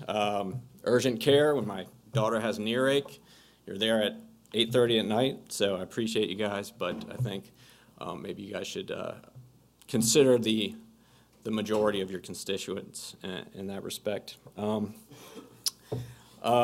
Again, with the, I don't think Mr. Ross, Mr. Cibola was making a matter of personal convenience when he suggested that it's difficult for him to get here. I really thought he was just being empathetic. He can understand where we are trying to get here because he, like us, works, travels the roads, and is impacted by traffic. So I would like to say that's really how I felt your comment was about making it difficult to get here. Yeah, and thank you very much, Ms. Brown, for tracking down this information that was buried, and I couldn't even get to it on my phone because I got as far as, let's see, as far as one of these papers that I printed off, and my phone was blocked, or it said it was unsafe to go any further. So, and I tried to download it, and I said, okay, well, I'll give it a shot anyways. I was unable to download the document file. But the fact that you found those acronyms, I would never have found that. The acronyms drive me a little crazy these days, texting and all that. So hopefully we don't go much further in that direction. LOL. BTW, this is a little BS. But anyways, that's about all I have to say. Oh, and one thing I wanted to mention, getting out of the development is, oh my gosh, well, we just got through December. December's insane because of the shopping. They cut through our development. If you want to go to the library, which is a mile away, mile and a half at most, don't bank on getting there at any prescribed time because it could take 5 minutes or it could take 30 minutes, depending on day, month, or whatever. And adding more homes is just going to make it insane. Thank you. Okay. Any additional comments? I'll be very brief. Michael Woods, 6812 Blockhouse Road in the Berkeley District. I just wanted to support Mr. Benton's comments about being even more transparent on the appropriation of money and budgeting. I've spoken with Goochland County. I know Goochland has told me they actually put their checkbook up online to be able to view where every penny is spent. So I would definitely encourage more movement in that direction. So thank you. All right. Any more comments? Okay. Mr. Skinner, do you have a comment? Thank you, Mr. Chair. I just wanted to talk to Mr. Taylor, when you handed this out, clarification here. Can people call in to sign up? I know during the public hearing for the budget, they can call in and get signed up for it. Can you call in prior to actually arriving here and get signed up, Amy? Not traditionally, no. We typically do that just for the so budget that's public just hearing. for that? Thank you very much. That's all I need to know. Thank you. Mr. Chairman, that brings us to the 3:30 item, which is the VDOT report. I see that Sean is here. Good afternoon, members of the board. Happy New Year. I wanted to start off this year's report. I've kind of changed the format a little bit to give it a little bit better flow. So I've done it by each district, and I'll go over the construction projects, preliminary engineering, and inquiries for each individual board member in each district. First, I'll go over the Battlefield District, which is Mr. Yakubowski's district. We currently have no active construction projects. Currently, we've got the preliminary engineering for Smith Station and the 208 intersection project, and that is supposed to be going to advertisement early in 2016. The exit 126 interchange modification report for the J-ramp, we're planning to meet to discuss the FHWA comments next week. Our FHW rep came back into office this week, so we're trying to get a meeting scheduled with him next week on the 20th. There were some inquiries we had at the last board meeting. There was an inquiry to review the signal and the lane delineation at Levels in Harrison. That's Levels in Courthouse. Courthouse. Yeah, sorry about that. No problem. But traffic engineering is already looking into that right now, and they've given me some preliminary ideas of what we can do. So once I get a full plan from them, I'll discuss it with you. There was also a request to review the backups along South Point Parkway. They made some adjustments to that. It was during the holiday time, so they're trying to let the traffic normalize now to see if there are any adjustments that need to be made additionally. Can we also look in just other options? Because I'm going to bring this up later on when as board report dealing with proffers. We have a lot of items like this that we should be putting into our transportation CIP, but I don't know what are the fixes that we could put in there. But we do need to identify them, because if it's this bad now and this board just approved 6,000 more homes down there, it's going to get a heck of a lot worse. And there's nothing in the plan to accommodate the incoming units that are going to be there and all the traffic associated. So I'd like to get ahead of it. So if we can talk about if it's another lane, do we have to cross the ditch again? Just options is more. I think some of the planning study that was done for the exit 126 area incorporated some of that development.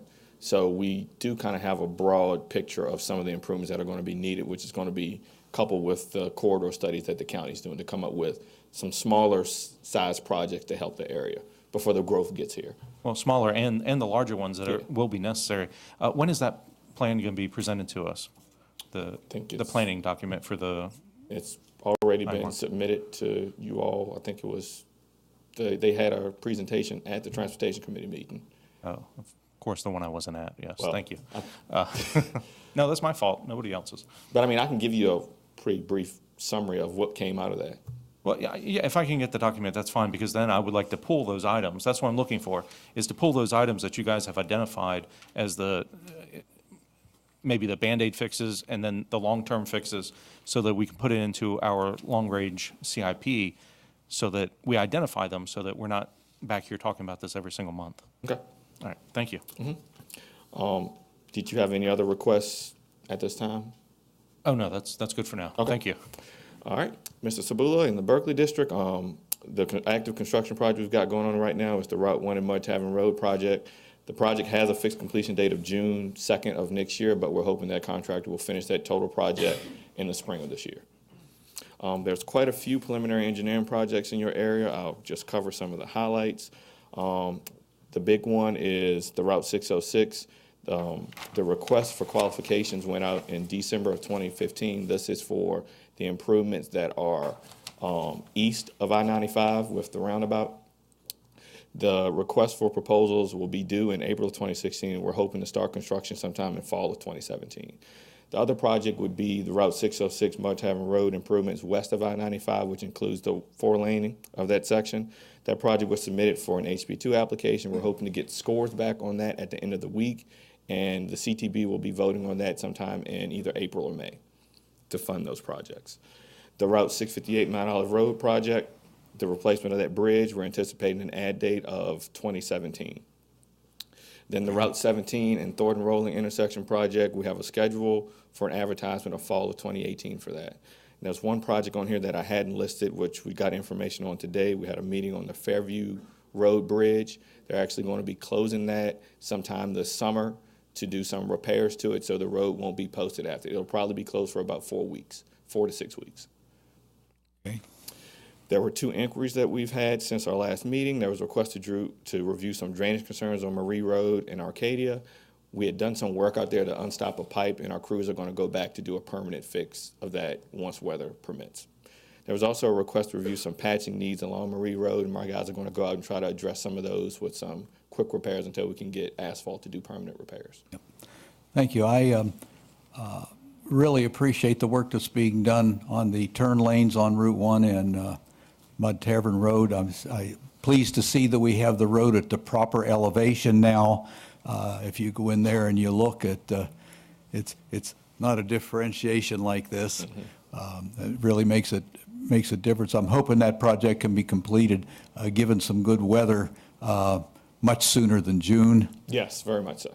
So, yeah, we're all looking forward to that. That is a very busy and a very dangerous intersection at this point. Great. And thank you for all your help. No problem. Mr. McLaughlin, we have no active construction projects in your area, and right now we have some preliminary engineering projects, but we haven't really geared up for them, so I don't really have any reports. But we did have an inquiry from you, I guess it was last week, about Smoke Tree subdivision, which I sent you some information. It will be paved prior to mid-December of next year. Did you have any other inquiries at this time? Nothing at this time. Okay. Mr. Ross, at this point in time, we have no active construction projects in your area. We have no active preliminary engineering projects, but we did have an inquiry regarding the maintenance of Bragg Road at Waverly Village Road. There is a section there that is state maintained. Our guys have gone out and done some patching there, some temporary patching, but we'll have to do some heavy mechanized patching in that area once weather permits. So at the intersection of Bragg and Waverly, who owns that? I mean, there is a strip there, but who owns that? Is that? We own from Bragg Road is maintained from Waverly Village Road all the way to Burgess Lane. So that intersection would be VDOT? Yes. Okay. I think there is some citizens that would like, and I haven't seen it, maybe it's already done, but a big white marker there where you would stop, where the stop sign is. Yes. Okay. Well, I think it was repaved, and for some time it was faded out. It may have been replaced, but there's difficulty seeing it. And there's no lights there, so I don't know if it'd be possible to put a reflective some kind of reflective material down. Yeah, at that stop. Is it actually on Waverly Village Road where they wanted it, or? Yes. So Okay. at the intersection of Bragg and Waverly, right at that intersection, there is a stop line, a white strip, but it's very hard to see, especially at night. Okay, well, what I'll do is I'll look at it. If the pavement's not good, we want to fix the pavement before we invest in Sure. putting that Definitely. on it. So. You bet. I didn't put it in here, but I know that you got a meeting potentially tomorrow morning. I do. Did you need me to attend that meeting? You don't or- have to. It's early in the morning, so it's up here, so it's up to you. Okay, well, I'll probably see you there then. Okay. So, Mr. Skinner, we have no active construction projects in the Lee Hill District. I do have two more things really quick. Oh, go ahead. I think you patched on River Road. I got a report back that some Yeah. patching was done right away after I brought up, but there's still some potholes out there. Okay. If you could take a look at.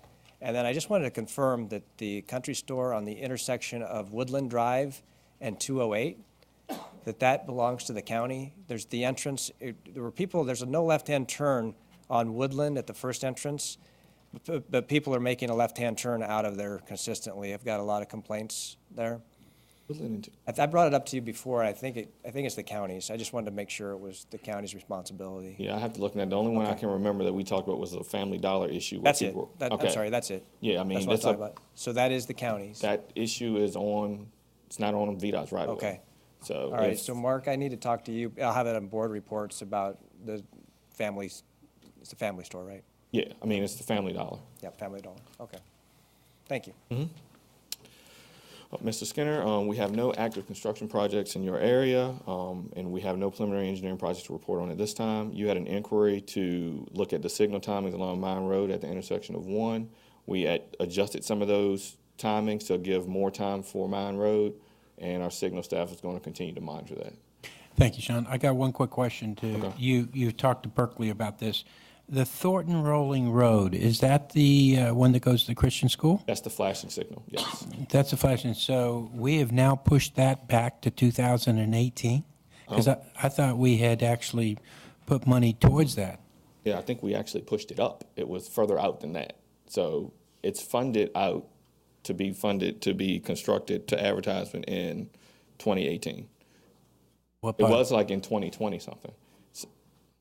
So the county has used revenue sharing to get it funded sooner than it would have been funded otherwise. You know when in 2018 we would be looking at, I've got a current advertisement of fall of 2018. okey-doke. Thank you. Mr. Benton, at this time, I have no active construction projects, preliminary engineering projects, or inquiries to report to you, but we had a meeting earlier today, and I gave you an update on some of the things that are going on in your area. I just wanted to thank you. You've solved a lot of our issues out there, and I'll be speaking to my neighbors, letting them know roughly when they can expect some improvements and activity. All right. And thank you. No problem. Thank you.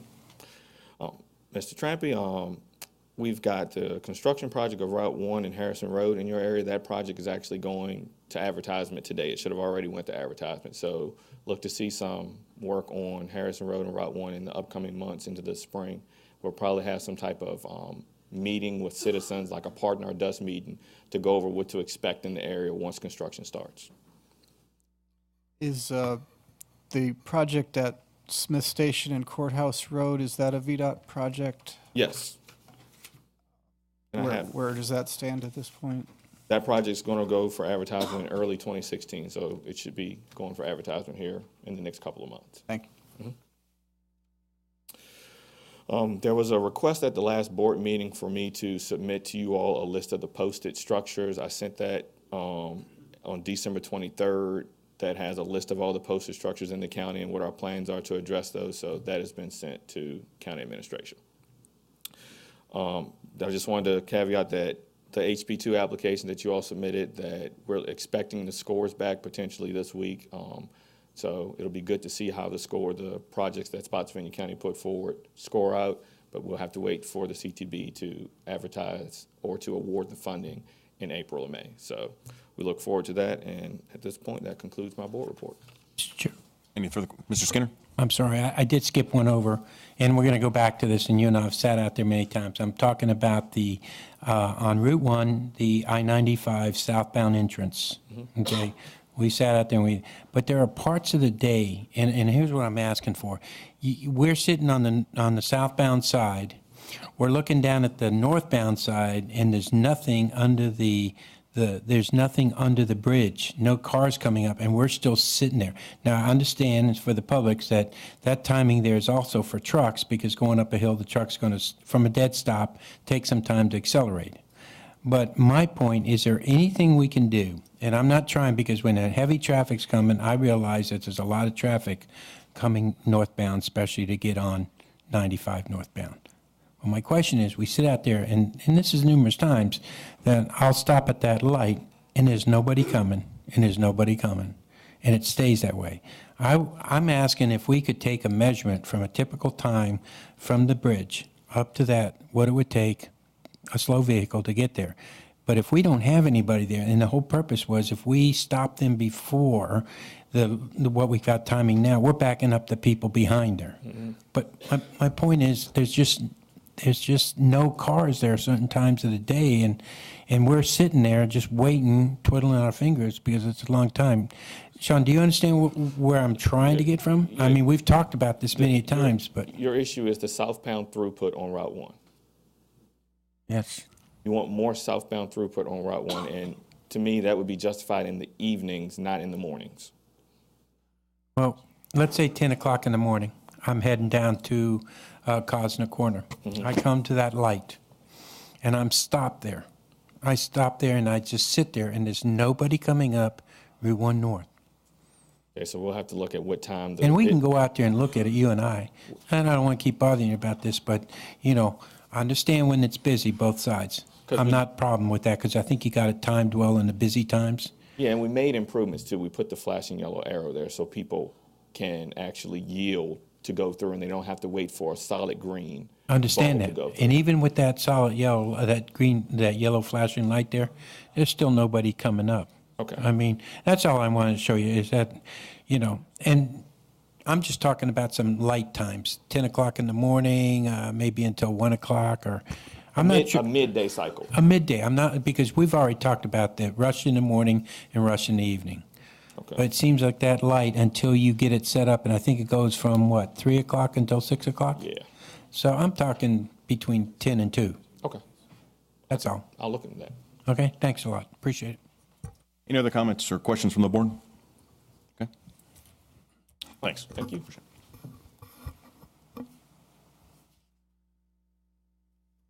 Mr. Chairman, next item, I want to go back to those appointments. Yeah, let me go ahead and read these appointments in while I'm here.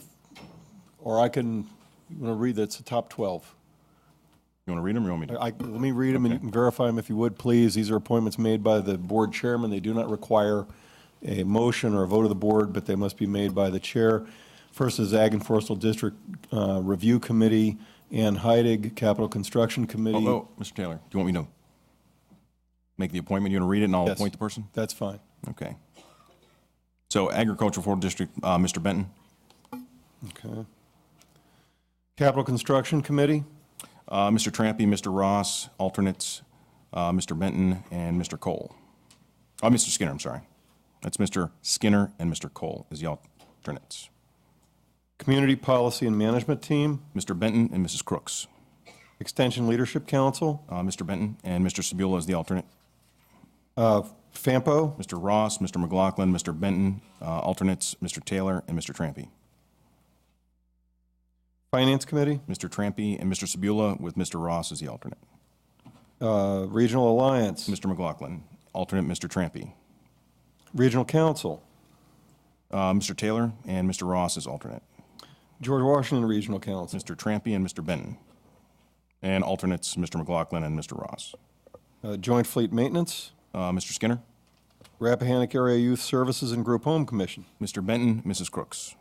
Rappahannock River Basin Commission. Mr. Benton and alternate Mr. McLaughlin. Thank you very much. And I think the other two have already been done. Correct? Yes, sir. Those have been done. Next item is listed under 4 o'clock. This is R15 0002, Massaponax Church LLC and Plantation Forest LLC, Plantation Woods, Berkeley Voting District. And I need to apologize, a comment in response to one of the public comments. I had indicated from a note that I had that was incorrect. The developer has requested that this matter be tabled until your second meeting in this month, which is January 26th. The request is that it be tabled to January 26th. Do we have a motion to table? So moved. A second? Okay, any discussion? All right, call a question.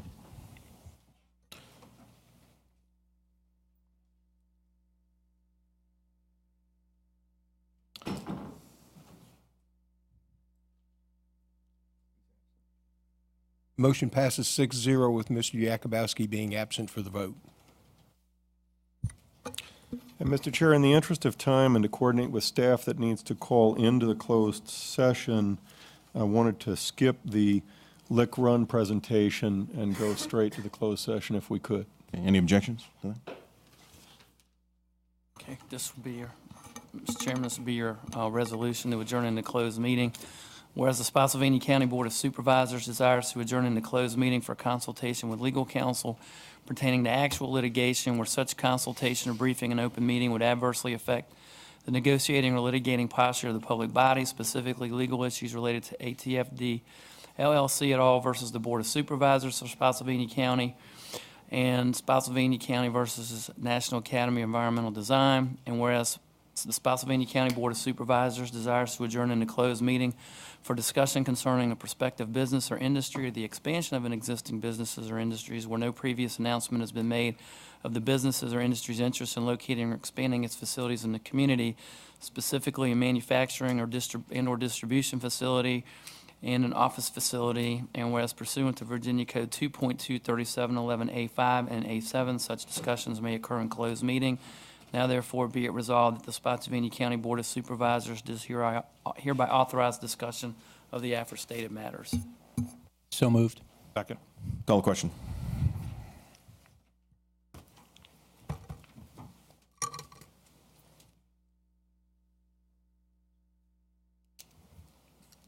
We need one more vote, please. I have to leave, so I discussed that I'm going not to vote. I'm not going to attend the closed door.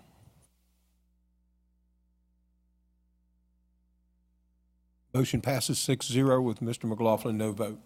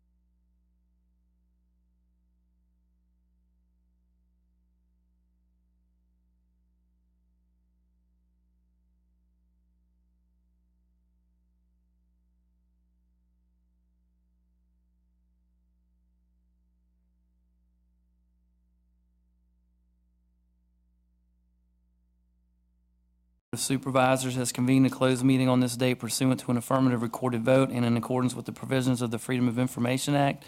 And whereas Section 2.23712D of the Code of Virginia requires a certification by this board that such closed meeting was conducted in conformity with Virginia law, now therefore be it resolved that the Spotsylvania County Board of Supervisors hereby returns to open meeting and certifies by roll call vote that to the best of each member's knowledge, only public business matters lawfully exempted from the open meeting requirements of the Virginia Freedom of Information Act and identified in a motion to convene in the closed meeting were heard, discussed, or considered in the closed meeting.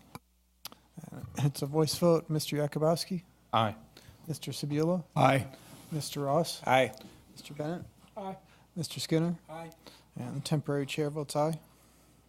And We want to do the vote Yes, resulting from the closed meeting? yes, sir, as a result of the closed meeting, I would read a motion if the board is inclined to adopt it.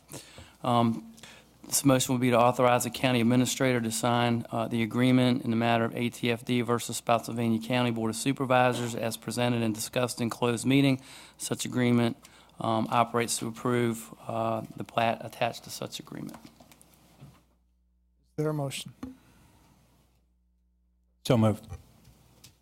Is there discussion? Yes, Mr. Chair. Mr. Ross? If I could get the floor computer, please.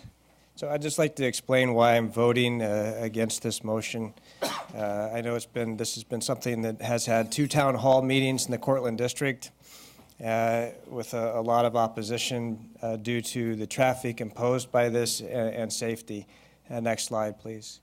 So first, I'd like to thank the Planning Commission of 2015 for standing up for the property rights of over 800 homes and far more residents of the Cortland District and citizens of Spotsylvania County for unanimously approving or disapproving the plat from a rezoning that happened 27 years ago.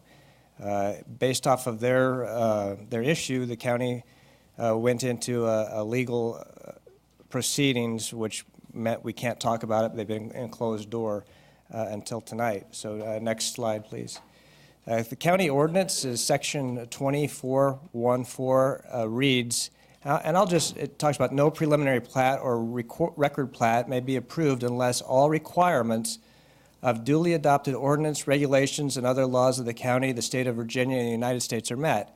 And this blue highlights I've added, but it is the code. Satisfaction of the requirements of the zoning ordinance shall be based on facts and circumstances in existence at the time of the decision to approve or disapprove an application for subdivision approval. So there's a lot that's happened in the area off of Sawgrass Lane, off of Governor's Green in the last 27 years. Matter of fact, 27 years ago, I don't believe Governor's Green was even there. So I personally believe this is something worth fighting for, but I'm on the losing side of this battle. Next slide, please. So one point that was brought up earlier in our public comment time by Dr. Trampy was the fact that something's flawed when the Planning Commission is told, or even the Board of Supervisors is told, that a vote must be taken by appointed or elected officials and you have to vote one way or the other. In this case, I think the Planning Commission was told they had to vote yes, or there could be a lawsuit. And that is kind of, in a sense, the same advice the board has been given too. As an elected official, I do not want to ever be in a position where I'm told I have to vote one way or another, or I could be sued, or the county could be sued. Next slide. So the situation, there's over 800 homes. There's 2 ways in to the area of Maple Grove, Governor's Green, Waverly Village. There's Bragg Road, which is by the Costco, and Task Force, which is by Gander Mountain, Bed Bath & Beyond. And there's 3 ways out. You can get out Norris Drive, and if you are a resident of that area during Christmas, you know that traffic is already jammed up there from people using Norris as a cut-through off by the to Salem Church Road. So there's pretty much already gridlock from Thanksgiving through Christmas. So our quality of life is very poor. And as a matter of fact, one of the residents earlier said that we just got through that time period. The huge concern I have is safety. There's neighborhood children out there. There are no sidewalks. And this is going to be a whole bunch more traffic coming through very narrow roads that were designed before VDOT had the standards they have today. And also, our own fire chief is concerned about response time. He's made that public statement in an email. So a picture's worth 1,000 words. Next slide, please. For the public, again, it's hard to see, but the area in the top right corner is Spotsylvania County Mall. The two orange lines, and all of the area circled in red is the 800 homes in discussion. The two orange lines are the two ways in. That's Bragg Road at the top middle screen and Task Force. And then Norris Drive on the left, the orange is the one way out of this massive subdivision. It's actually 4 subdivisions in one. And the area that we're discussing tonight is the circle in yellow at the bottom middle part of the screen. That's where the new home, this division is going to go, where 98 homes are going to be built. And you can see in the end, they all have to go right through Sawgrass right there as they connect through. Again, this is by right. I fully support by right. I would love this to go up, but the access point is less than ideal 27 years after it. Next slide, please.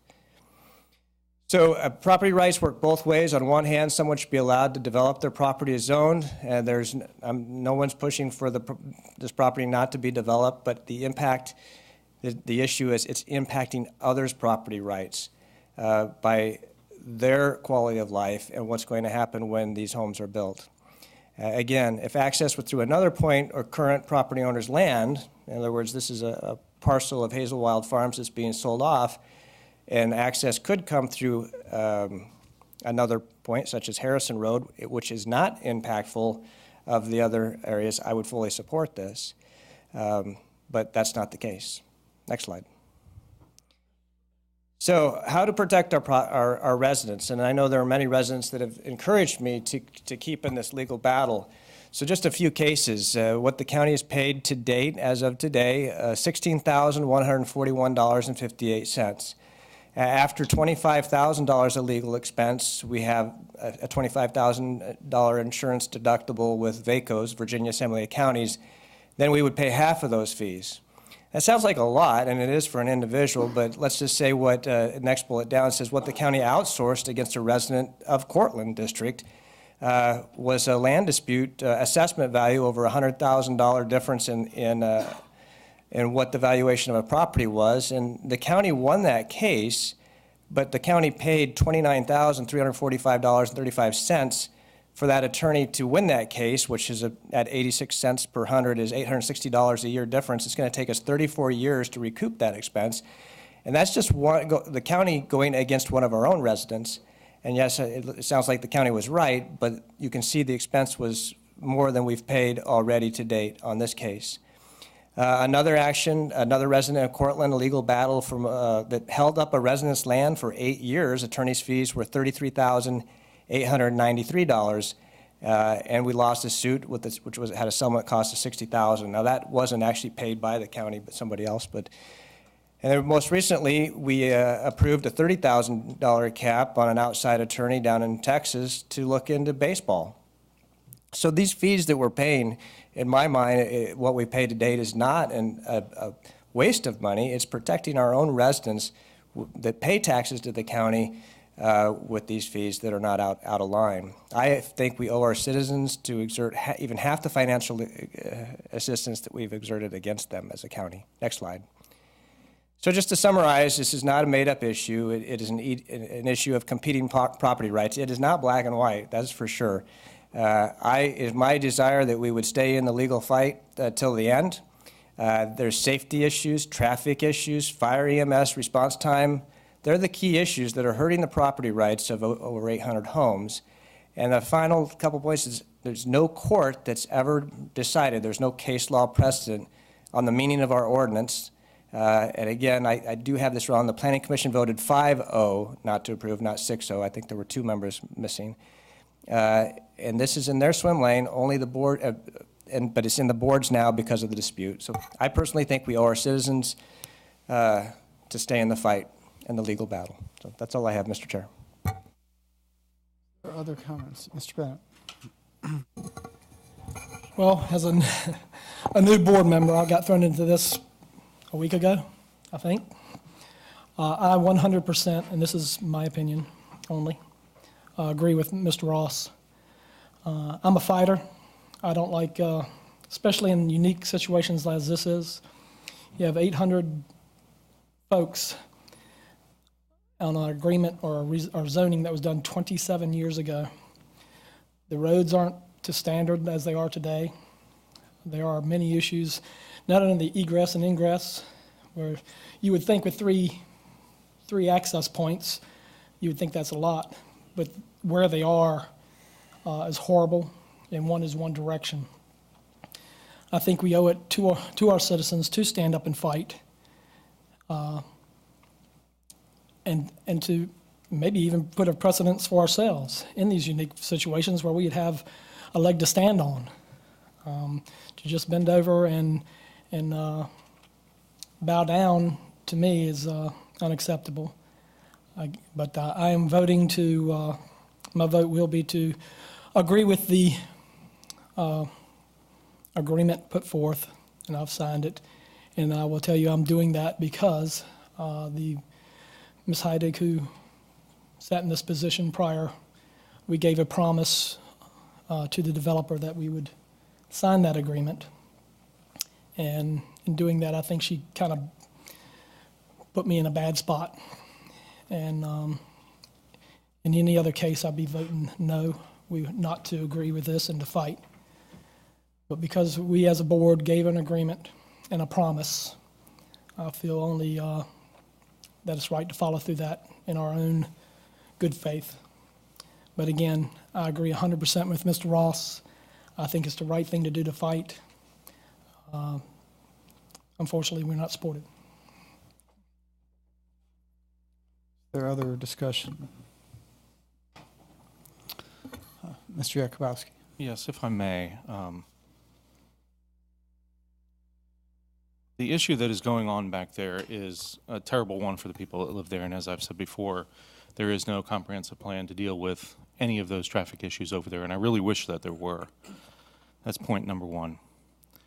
Point number two, it's Mr. Ross's district, and obviously he meets with the folks in his district and takes the pulse of what they are looking for and what they want. But to come out and say that our code has language in it that has yet to be ruled on by a court, I think does not do the process well, simply because our state code or our county code is overridden by the state code. To also say that we never vote on things where we're told we have to. We do it all the time. Our county code must be in compliance with state code. The state, we are an arm of the state government. We are not independent. Everybody's heard of the Dillon Rule. It's a position that we are in, regardless of whether we like it or not. That's what we have to deal with. So our county code can say whatever it wants to say. If it is not in compliance with state code, which our outside counsel has stated on several occasions, it is not, then truly that point is moot. The next issue is the amount of money that we spend. Well, yes, we did spend a lot of money dealing with a dispute over the assessment of property. You know, I don't really think the county should be rolling over every time somebody comes up simply because the return on, quote, investment is going to be less. We stand up for the rule of law. It's that simple. You like it or not, it's not up to my opinion or anybody's opinion. It is what it is. It's very clear. It states that if on a by right plat, if they check all the boxes, which they have, then the person that is designated to sign has to do so, and that was the Planning Commission. Again, this does not, in speaking for myself, have anything to do with the road conditions, the safety conditions. All of those absolutely need to be addressed, and all of those absolutely do weigh on me. But what I have to look at, too, is my constituents in my district, where multiple rezonings, not only in my district that I have supported, but ones outside of my district that I have not supported that would have a direct impact on the area I represent. and the safety concerns that we have with response times. We have Fire Station 4 that's in my district that is well over capacity, and yet 6,000 units were just approved down in Massaponax. These issues do exist. So those, in my opinion, and for my vote, are taken off the table, and I look at what state code is, what the rule of law says we must do, and that's why I will support this. To also, what this agreement does is remove the risk to the county taxpayer from the plaintiff going after the county for damages and attorney's fees. So yes, we are spending $16,000. Yes, the baseball, we agreed up to $30,000. We spent $6,000. And then the other example was somebody else had paid it. But I do think that the story needs to be understood, that this is not about a piece of property that we have no concerns about, at least from speaking for myself. But what it comes back to is, what are we duty bound to do? And we're duty bound to approve a plat if they meet all of the codes, and this one did. Thank you. Mr. Spila. Thank you, Mr. Chair. I would also like to call attention to the attention of our people in the county that this is not something that was done arbitrarily or a decision that was made overnight. We've worked in, to me, countless hours behind closed doors in a closed door session discussing this issue. We've discussed it back and forth.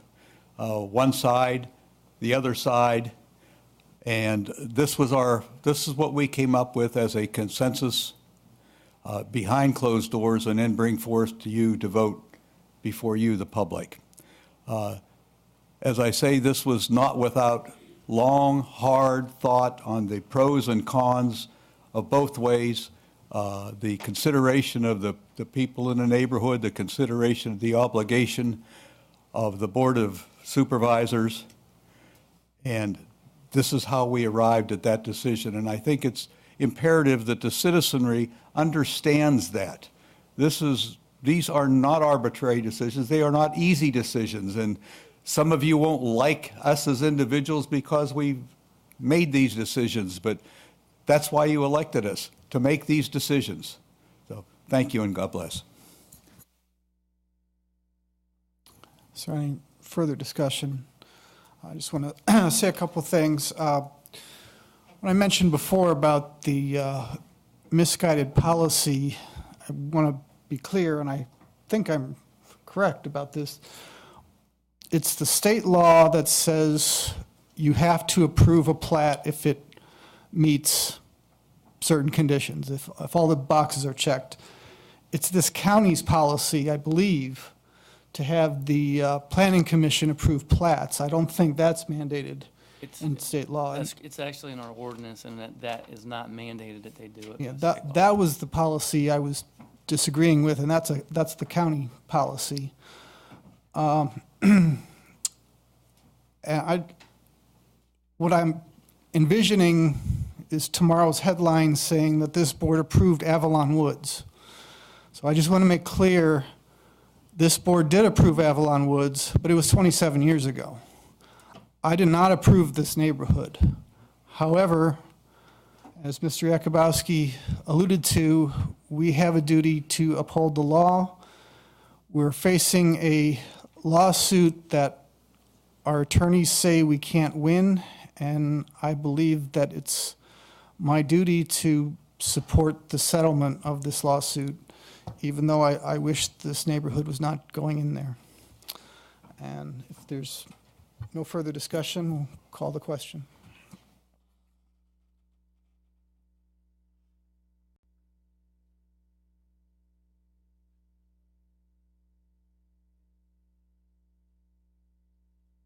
Can we reset it? We're going to have to reset it. That's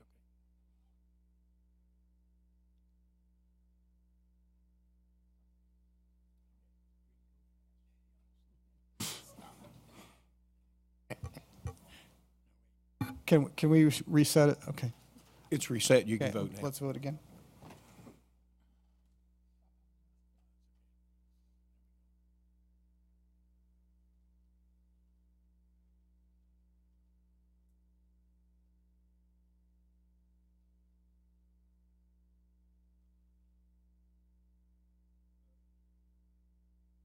The motion passes 5-1 with Mr. Ross voting no and Mr. McLaughlin being absent.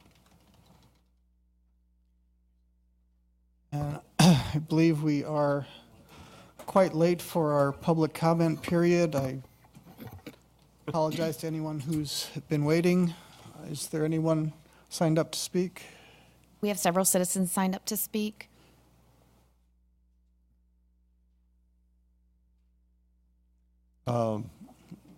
And again, consistent with your bylaws actually call for the parameters for public participation to be read at the beginning of each public participation session. And as we had the plain language version of that parameter stated previously today, the rules call for sign up on the sign-up sheet. If possible, come to the lectern when your name is called. Clearly state your name, address, and voting district for the record. Address your comments directly to the board. State whether you're speaking on your own behalf for 3 minutes or on behalf of a group for 5 minutes. Public presentations shall not be used to address matters subject to public hearings or to make political campaign speeches, private advertisements, or personal attacks. And as always, written comments are welcome. Thank you. Amy, who is the first speaker, please? The first speaker is Frank Broderson, followed by Raymond Burns, if you'd like to line up. Good evening, Frank Broderson, 5320 West Felipe Place in the Battlefield District. Mr. Benson, welcome to the Board of Supervisors. I'm hopeful you will use consistency and judgment, carefully examine rezoning applications, make factually correct determinations, and responsible growth decisions. Last year, a retired couple wanted to rezone their land for 134 homes. The board denied the rezoning, primarily due to access off a 2-lane road. But 2 weeks later, the board approved 750 houses that must use a 2-lane road initially. No to 134, yes to 750. Both utilizing narrow 2-lane roads. Some consistency in judgment is a worthy goal. Alexander's Crossing causes 8 intersections to fail. The consultant's report ignored 2 adjacent developments to one of the failed intersections. That could add 5,300 cars per day to a failed intersection. Please, carefully study rezoning applications. I have no idea why that was missed. A bridge is proposed to connect Jackson Village and Alexander's Crossing. The night Alexander's was approved, Mr. Sabula said, "This bridge will be paid for by cash proffers from both developments." Let's look at it. Alexander's proffers state, quote, $4 million in-kind construction and dedication of a 4-lane road bridge crossing. See section IIIF. The pertinent parts of that section read, the applicant shall construct and dedicate a 4-lane road, then it emphasizes in parentheses, 4-lane road. It goes on to read the 4-lane road will connect to a public used bridge to be constructed by the county VDOT, either or both. I read nothing about cash proffers paying for a bridge. VDOT and FAMPO have plans to ease southbound congestion, but there are no announced plans to correct our frequent northbound gridlock, which will only be exacerbated by many of the 18 subdivisions approved in the last 4 years. Mr. Skinner noted we will have to pay for our own improvements. How? The transportation portion of our new proffer guidelines, single-family detached, $4,575. Yet the board accepted $335 from Alexander's, 7.3% of the guideline. It simply boggles the mind. The inevitable result, your Livingston district will pay for growth, and they'll pay sooner and much more than should have been necessary. I will be happy to verify the accuracy of any statement I have made tonight. I am in favor of responsible pay-as-we-grow growth. Again, Mr. Benson, welcome to the board. Please make responsible growth decisions. Thank you. Raymond Burns, followed by Dick Szymanski.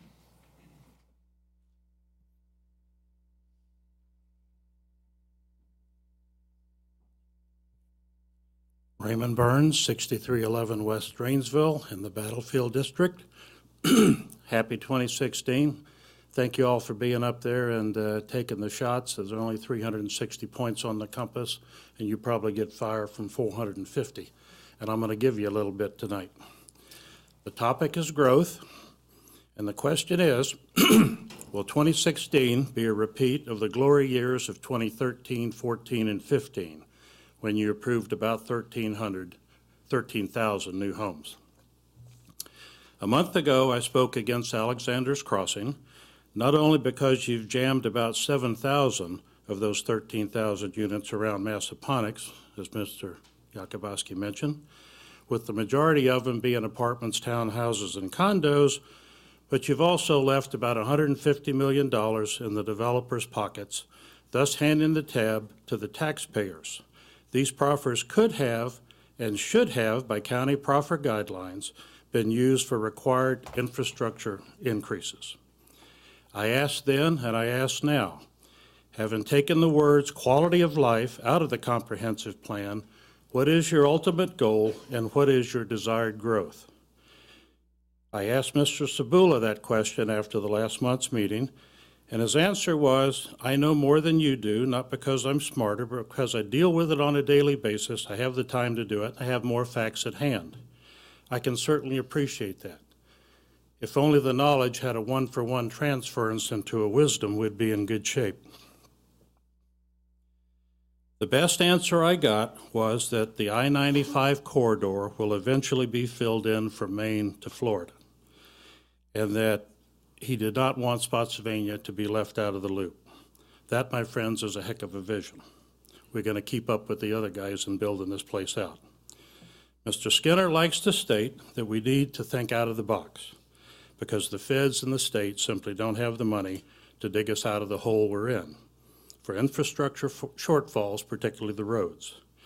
We are in this box precisely because of supervisor actions in the quest for growth at any cost, while striking sweet deals with the developers and leaving county taxpayers the bills to be paid at a later date. That missing $150 million is gone for good, but you can make darn sure that future growth, if is adequately paid for in large part by following the county proffer guidelines, and I thank you for your time and your work. Dick Szymanski, followed by John Falk.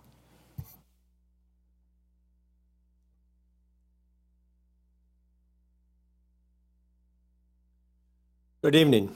I'm Dick Szymanski on 5118 Sewells Point Drive, Battlefield District. We've heard a lot of numbers, and we've heard a lot of what we have and what we don't have. My main concern is the taxpayer. I've sat at a number of board meetings, and I've heard people come up and say it'll give us jobs and it's great for our people, etc.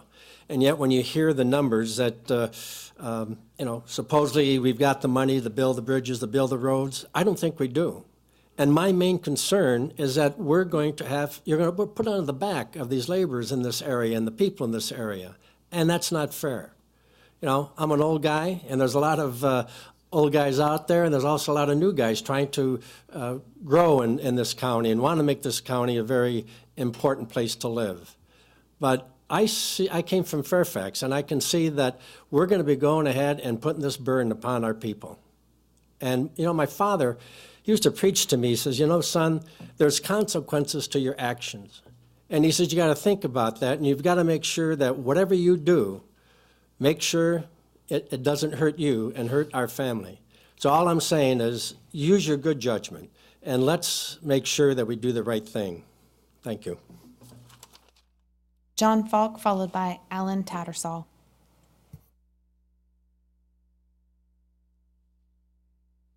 John Falk, 5728 West Kessler's Crossing in Battlefield District. I'm concerned that this board will follow on as the board from last year did. The board last year lowered the proffers for development and then did not accept or did not enforce the proffers on the new developments that were approved last year. They accepted higher values for undeveloped property from the developers. Those are the things which affect us on the taxpayers and the value of my property and the taxes I have to pay. Thank you. Alan Tattersall.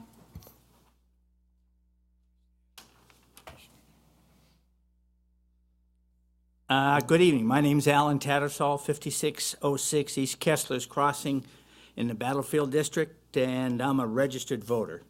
I want to express my concern that the present supervisors and members of the Planning Commission are mortgaging the present county taxpayers to fund development and subsidizing the developers by not conforming to the proffer guidelines, which the county and this board has approved. Gentlemen, it may take time to educate the voters, but I can guarantee you that we'll make every effort to make sure they are educated. Thank you. There are no other citizens signed up to speak. Is there anyone else who wishes to speak on a topic that is not up for a public hearing this evening? If not, we'll close the public comment period. Taylor, I believe we have a public hearing next.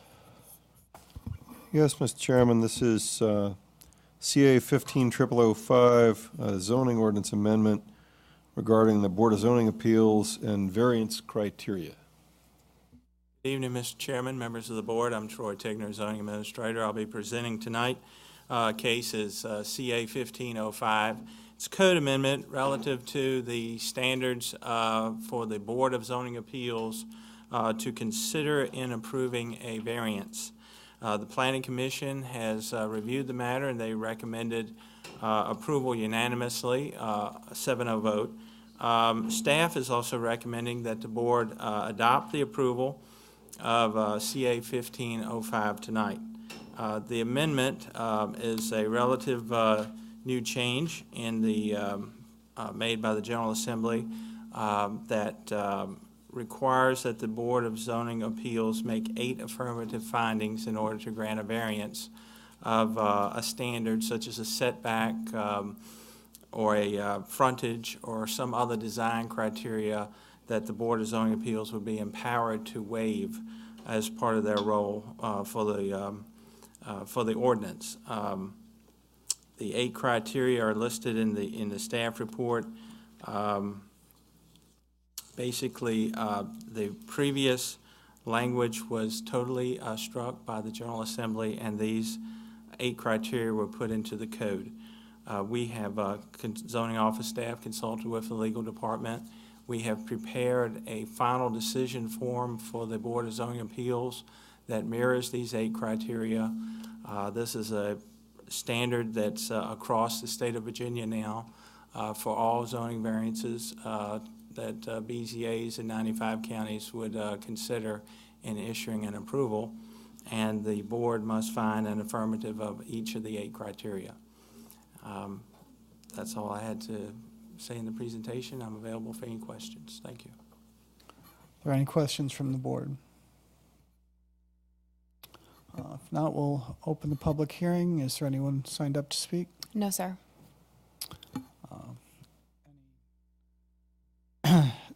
Further discussion from the board, or beginning of discussion from the board. We'll go ahead and close the public hearing. But Motion to approve. Second. discussion, we can vote.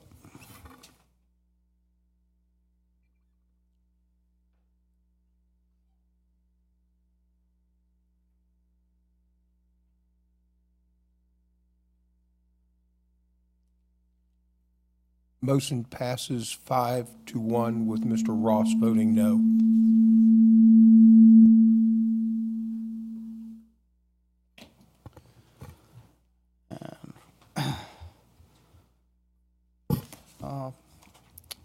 believe we had some unfinished items on the Yes, agenda. we should scroll back, I believe, to the public presentation number 3, which is regarding the Public-Private Educational Facilities and Infrastructure Act request for proposals concerning the Lick Run Community Center. Ed Petrovich has a brief report on this item. There were this draft PPEA RFP was circulated in a board communication that gave rise to several questions, and so we thought it most efficient to address questions and give a little history by way of a presentation. The Lick Run Community Center property was actually property that was proffered to the county in a zoning case came to us in 2006. There have been multiple discussions of possible uses for the property, and I will let Ed take it from there. Thank you, Mr. Taylor. Good evening, Mr. Chair, members of the board. If I could have the floor computer, please. Thank you. Just to give some orientation as to where this property is, for those that may not be familiar with it. The property is located on Route 3 West, about 3 miles from the intersection with I-95 as you're going out to the western part of the county. It's about 3 miles east of the Chancellorsville Visitor Center. So that's the orientation. This is Ely's Ford Road, and it's located right on the Route 3 corridor. An aerial close-up of the parcel, if you will. The parcel is approximately 8 acres. There are several buildings on the property, a large dairy barn, a large open barn. There's the Lick Run Community Center, parking lot with about 45 spaces in it, and a home that was a 2-story resident. I passed out before the meeting at each one of your stations a white paper that was done back in 2005 or 2006 when the property was proffered to the county that had a couple of conceptual ideas about turning what was at the time a sales office that was in what is now the Lick Run Community Center, to turn that into an interactive community visitor center. And then the second phase, using the main building as an executive meeting and retreat center. To give you a little bit more recent history, the county did assume the property in 2006 as part of the agreement. Family was permitted to live there until 2007.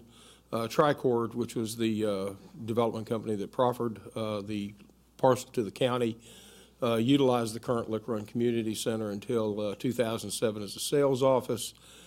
And then in fiscal year 2009, the Parks and Recs Department began using the site for the Lick Run Community Center. Currently, that Lick Run Community Center building is utilized approximately 10 to 15 times a year. The building can only accommodate approximately 15 people because there's only one restroom in the building. In October of 2014, the Civil War Preservation Trust offered to purchase the land from the county for $670,000. At the time of the discussion for the sale of the property, the board decided not to sell the property at that time. That was discussed in actually September of 2015. And out of those discussions, the idea for what to do with this piece of property in the future was discussed briefly. So based upon what had been done in the past and the ideas, or some of the ideas that had come up in the past, staff put together a solicitation, if you will, for a Public-Private Educational Facilities and Infrastructure Act, or PPEA, request for proposal for Lick Run community center and the adjoining property. The purpose of the PPEA RFP is to provide a legislative framework that will enable the county to elicit proposals from private entities to partner with the county for conceptual ideas about how to better utilize the asset that the county has. The PPEA also offers a framework for potential financing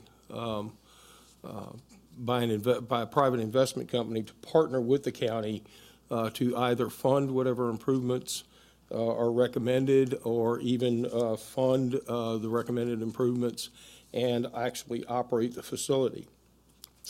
There's no cost to the county for issuing this RFP. It truly is a fishing expedition, if you will, to see what kind of ideas we get.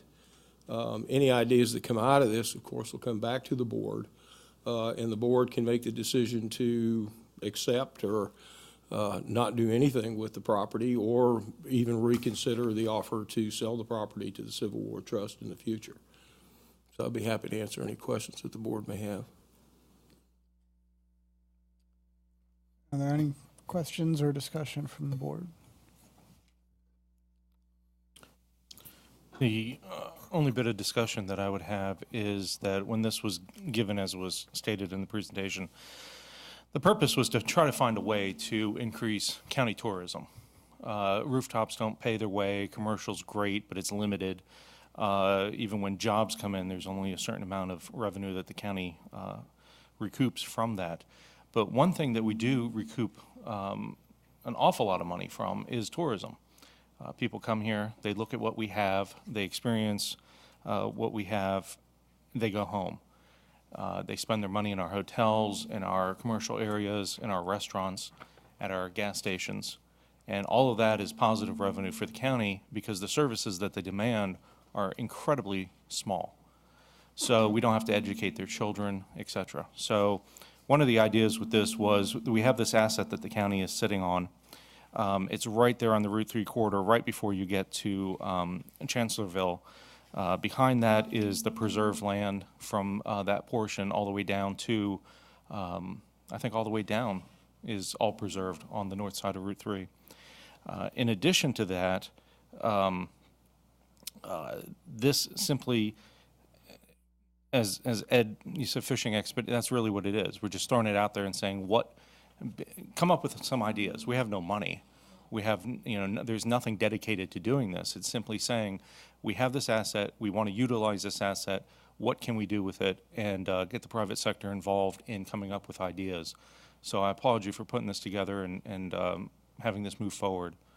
So if there's no discussion, I will make is there a motion necessary, or is this just a update? I was looking for board approval to go ahead and issue this RFP because the framework for the PPEA RFP is something that we don't normally do. So I want to make sure that I have board approval to move forward. I'm not trying to cut out discussion, but I'll make a motion to approve. Is there any further discussion? If not, we can vote.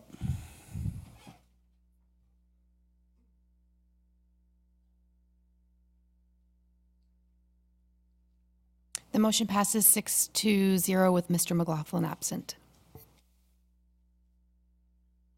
That brings us to reports, Mr. Chairman, and I will be brief. I have two items I want to mention. The first is just a thank you. I was blessed to attend the officer installation and awards banquet for the Spotsylvania Volunteer Fire Company on Saturday evening, and was astounded to hear of their 94,000 hours of volunteer service last year, 10,000 hours of training, and more than 4,000 hours of public education for their members' advancement and for the benefit and the safety of our community. Also, there were many wonderful comments made that evening, but one that is just stuck very much in my head, and I wanted to pass it along because it was a wonderful, wonderful comment. The volunteers do so much for us and provide service that would be very burdensome for us to try to provide with paid forces. Norman Brooks, the chief of Station 1, said in reference to talking about the operations of career and volunteer forces working together, he said simply, it does not make a difference whether you are a career or a volunteer, we all work together. And that is a wonderful, wonderful achievement, a wonderful relationship shared between our volunteer and our paid service. I want to salute Monty, who's here, and thank him for his part in that relationship, and just give a shout out to Chief Brooks, who I've known for many years, and I was just thrilled to hear him say that. The second item was a letter. This is a response to a letter from Hugh Malloy that came in just at the first of the year, raising issues in connection with cable television service. And cable service, like broadband service, has been a chronic issue for us. Cable franchise management is a challenge because those franchises, per strictures of law anymore, are simply, in my mind, enablements for the vendors. They really don't give us much of teeth to require performance with, and it's a challenge to enhance or improve these services. The letter from Mr. Malloy was referred to Jane Reeve, our IS director, and Jane has put together a short presentation that responds to issues in this letter that I think will be very clear from her presentation itself. It is the typical situation of a relatively small new subdivision struggling to secure service in an area where, in our minds, service should be expected. And with that, I'll turn it over to Jane. Thank you. I'm going to cover two areas. First, Mr. Ross had asked that we present this Mr. Malloy letter situation to the board tonight. So that's the first part of my presentation. This concerns the Regency at Chancellorsville. It is a development off of Route 3 down across from Andorra Drive. Mr. Ross had requested in August of last year for assistance for constituents at Regency of Chancellorsville for Verizon Vios connectivity. This only affects the first two sections of that development. The remainder of the development is covered by Vios. The first two sections are covered by Comcast.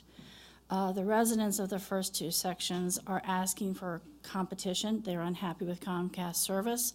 And they're asking for the county to assist them to have Vios run through their entire community, which is certainly not an unreasonable request considering that Verizon is already in there. We're talking about 100 homes in these first two sections. I think the whole development might be 300 to 400 homes by the time it's completed.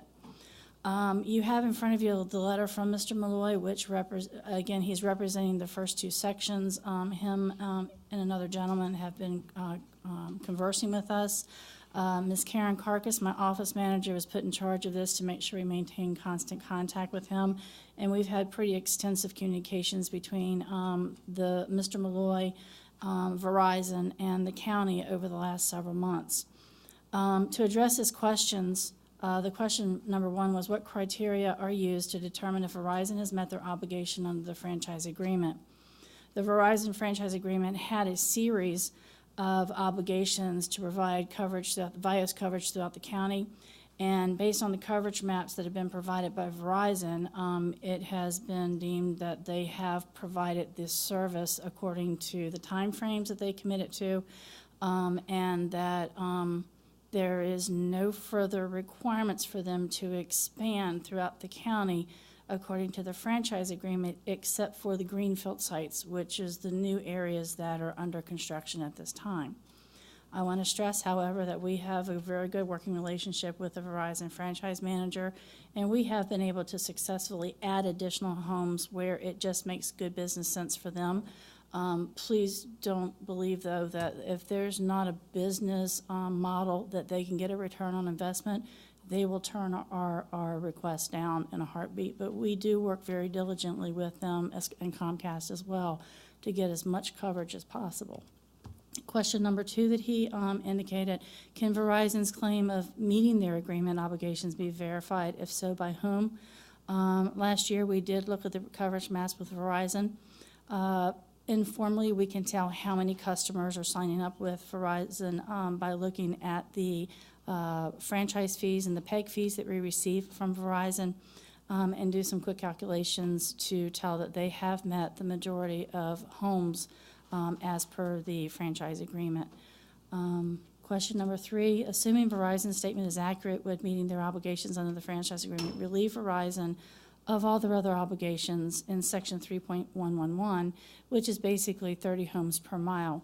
The way that this franchise agreement was constructed back in 2006 appears to be, the density requirements appear to be related only to the density requirements established in the initial service area only, which was identified as the Lees Hill and Brokenburg areas.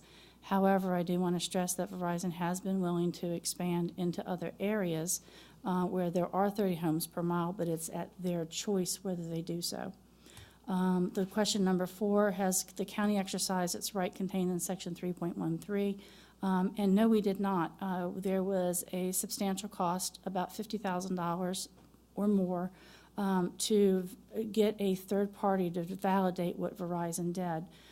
We felt that since that there was not going to be any advantage to Verizon running through areas where there was already cabled service, which was essentially what was going to happen, that if there was going to be taxpayer funds spent, they would be better spent on trying to expand service to those areas that are underserved or are not served at all. The current status is that the residents have submitted letters of intent to Verizon for reconsideration. This was at the offer of Verizon at the December meeting, Cable Commission meeting. The Verizon manager reported yesterday that it's still under review by Verizon Engineering. I think that's part of the frustration of the residents of this development, is that they feel they've been given the runaround by Verizon. They did not engage with the county until August of last year, and these things do take some time to work through. And many times we're successful, many times we're unsuccessful, but we do believe this has a high probability of being successful to get Verizon Vios through that area. Because they are committing to take the service if Verizon comes in to those first 2 sections. I do hope to have more information from the franchise manager at our cable meeting later this week, which is at the Public Safety Building on Thursday at 7. And I will provide additional updates to the board as we receive them. Having said all that, I just want to continue to raise awareness. I think Mr. Taylor alluded to it in his opening comments for this presentation, is that we do have a cable commission that is tasked by ordinance to monitor what happens with the cable service providers, and we're also tasked with trying to expand telecommunications services throughout the county. Our mission, as it states in the ordinance, is we're an advisory group to the Board of Supervisors and promotes and encourages compliance with the franchise agreement amongst the cable companies operating within Spotsylvania County, reviews and advises the board on cable, telecommunications, and local infrastructure issues, and promotes the use of PEG channels to keep citizens informed. I think overall, over the last number of years, that we have done so relatively successfully. However, we won't be completely successful until all residents in the county have some type of reliable broadband service. We do hold monthly meetings. We're only required to meet 6 times a year. Typically, we meet more than that per year, depending on the business at hand. Here lately at meetings, we have been well attended. When we get 1 or 2 people, we get excited because somebody actually showed up. In the last 2 or 3 meetings, we've had 12, 15 people at a time, and that's a crowd for us. We have added 7 to 10,000 homes over the last 3 to 4 years for cable service through either the franchise agreements, for new construction or existing construction where we were able to negotiate with the service provider to get there. And we do anticipate at least another 2 to 3,000 in this year as Comcast continues to work to build out to Lake Anna. They've run into some issues with easements and pole access with REC, but they are working that out as we speak. The Cable Commission has creatively sought other initiatives for expansion. The primary concern, of course, is the underserved and the unserved citizens of the county. We have worked with have worked with partnerships with the schools, fire rescue stations, community centers, libraries, whatever we can do to get wireless service out there for the folks who either do not have anything or they're so limited in their capabilities that they are truly, especially what we're finding is we have more and more high school kids coming to our meetings pleading for something because they can't get their homework done. It's hindering their ability to do what they need to do. So we do have some initiatives in place to build that out. Challenges, this is a market-driven industry. We do not have the ability to tell Verizon and Comcast, who are national conglomerates, how to build their business. Keep in mind that we are franchised only for cable service. The bundled service that comes with wireless or broadband capability and telephone is an added enhancement that we leverage in coordination with the cable expansion. We still have a large portion of the county, primarily in the rural areas, that do remain underserved and unserved. Alternatives to cable services are considered inadequate by our citizens for home use, increased requirements, telecommuting, and small business entrepreneurship. We've had a lot of businesses, small businesses. These folks want to start a business from their home, and they're unable to do so because they live in areas of the county where there's just not adequate broadband service. Most importantly, and I think that each of you have been exposed to this on some level, is that there is a perception that broadband is a basic service. We have had multiple members come to the Cable Commission stating that it's a God-given right. We would love to be able to assist in this, but continued challenges. Our enforcement mechanisms are declining for legacy telecommunications. There are few and no enforcement mechanisms in place for broadband technology or the expansion thereof. We do not have the ability to take advantage of grants. They are awarded typically to jurisdictions that are much more rural than we are because of how they determine those grants and how those maps are created by information that is provided by the service providers themselves. If you look at those maps, it looks like Spotsylvania County is well covered with broadband coverage. That includes wireless, and wireless does have its limitation, although it is broadband coverage according to the FCC. There is also a lack of dedicated county resources to support the objectives of the board through the Cable Commission. Mr. Sabula, you've changed seats.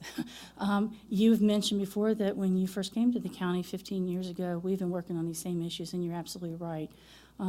I've asked for some additional resources to try to help offset this. We do not have enough staff. We don't have any staff that's dedicated to working solely on broadband issues. And I think in order that we're not sitting here 15 years later and still struggling with this, there's going to have to be a decision to put some resources to this, or we're going to continue to struggle with this issue until the FCC and the federal government and even the state legislature to a degree begin to put some mechanisms in place to liken what we do broadband-wise with electricity, telephone, and so forth. That's the end of my presentation.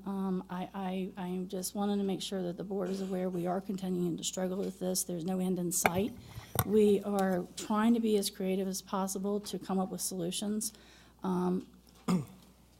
But we're going to continue to get complaints from citizens about competition, continue to get complaints from citizens about no coverage, lack of available coverage, and they're coming to the county expecting us to do something. And at this point, we're a little stymied about how to move forward from here without putting some additional resources to it. I'll be happy to answer any questions. Questions or comments from the board? Mr. Chair. Mr. Ross. So thank you, Jane, for putting this together. Thanks, Mark, for answering one of my constituents' issues. I mean, this has been a big issue out there for quite some time. Does the county get money from the cable franchises or like a franchise commitment that funds the county? We get funding in two separate ways. One through the franchise fees, and those franchise fees, our state legislature now takes that under the 911 funding, and we get a portion of it back every year. The rest of it goes toward 911. How much do we get? Do you know that? Anybody know off the top of their head? I don't, but I can get you some figures on that. Okay. Go ahead. We also get PEG fees, but those PEG fees are very specifically used for the expansion of our PEG channels. So that money goes into enhancements for your audio system and your visual system, support for production of the meetings and so forth. We're very limited as to what we can do with those PEG fees. Okay. When is the franchise and so the franchise agreement we have right now is with all cable companies? We have one with the three of our franchise providers, or our cable providers. Cox and Comcast come due, I think, in 2020. They were 7-year agreements, and Verizon comes up for renewal in 2021. Okay. And what do we do in the renewal process? I know it's going to be... It depends on how aggressively we want to renegotiate. The Comcast one took 1.5 years because we were very aggressive. It can take us a little time if we don't have a lot of recommendation or changes. My opinion is cable franchises are going to go away soon because the technology is going to go away. Sure. Off the top of your head, how many areas in the county, and you might not know this either, have competition? In other words, you can get Verizon or Comcast, or are there very few? I will tell you, actually, there's quite a few, and typically they're in the areas that is where our primary settlement district is. Most of the heavily developed, the large developments typically have some semblance of competition within those developments. Yeah, from an outsider looking in on this case of Regency at Chancellorsville in particular, where some of the homes have Verizon and some have Comcast, and I've been told from Hugh that he's talked to people that say it's no cost. I mean, you just pull a cable through an existing line. You don't have to do any digging. It does seem almost like they don't want to compete with each other, just from an outsider looking in. So I do encourage the Cable Commission meeting. I hope the franchise liaison you have can work through this so we can get Verizon out there through the whole division. We will continue to push for that. Like I said, this one really should be a slam dunk for us. It seems to be. But unfortunately, Verizon has to go through their motions to validate. And now that they have some intent from quite a large number of constituents, we believe that we have high hopes that it will be successful. If they say no to that, I'll really be surprised. Exactly. Thank you. Chair. Yeah, Jade, just a kind of a technical question. With the increased cell phone coverage that we have within the county, and I use one of these, Verizon, as an example because I'm more familiar with Verizon. Does this not afford our constituents, our neighbors, the people that live in the rural areas of the county with better cell phone coverage? Is that not a way to avail themselves of better internet coverage through the hotspots? Absolutely. It does give them some broadband capability, and as defined by the FCC, it is broadband functionality. The challenge is that again, our rural areas, which are most likely not to have cable service, experience a throttle down period during periods of high usage because the towers can only have enough capacity to do certain things at certain times. And so when you have high usage, say between 5 and maybe 10, you're dealing with a pretty low speed. And it's very frustrating. The bigger issue, Mr. Sabula, are those folks who are limited by the amount of data that they have per month. And the cost is exorbitant. There's one young high schooler that came in complaining from River Junction over off of River Road. They pay $450 a month for a cell phone bill for internet connectivity. And that's pretty, I mean, the cable bills are pretty high, but that's pretty extravagant for what they need. And That's basic. expensive homework. That's basic, exactly. So, so yes, it does. We still have coverage issues in a lot of the areas of the county. When there's full foliage on the trees, it's worse because it breaks the signal up. So we do still got a lot of complaints. Folks are looking for cable service. I can tell you right now that there are areas of the county that will probably not get cable service unless something comes down from the federal government to push this out, much like what they did with the rural electric co-ops years ago back in the 30s and 40s to expand electrical service. I just don't think it's going to happen. There's just too many beans and cornfields out there. I've discussed these issues with the schools and the problems that they're having with the education of the kids because of the lack of this service. And yes.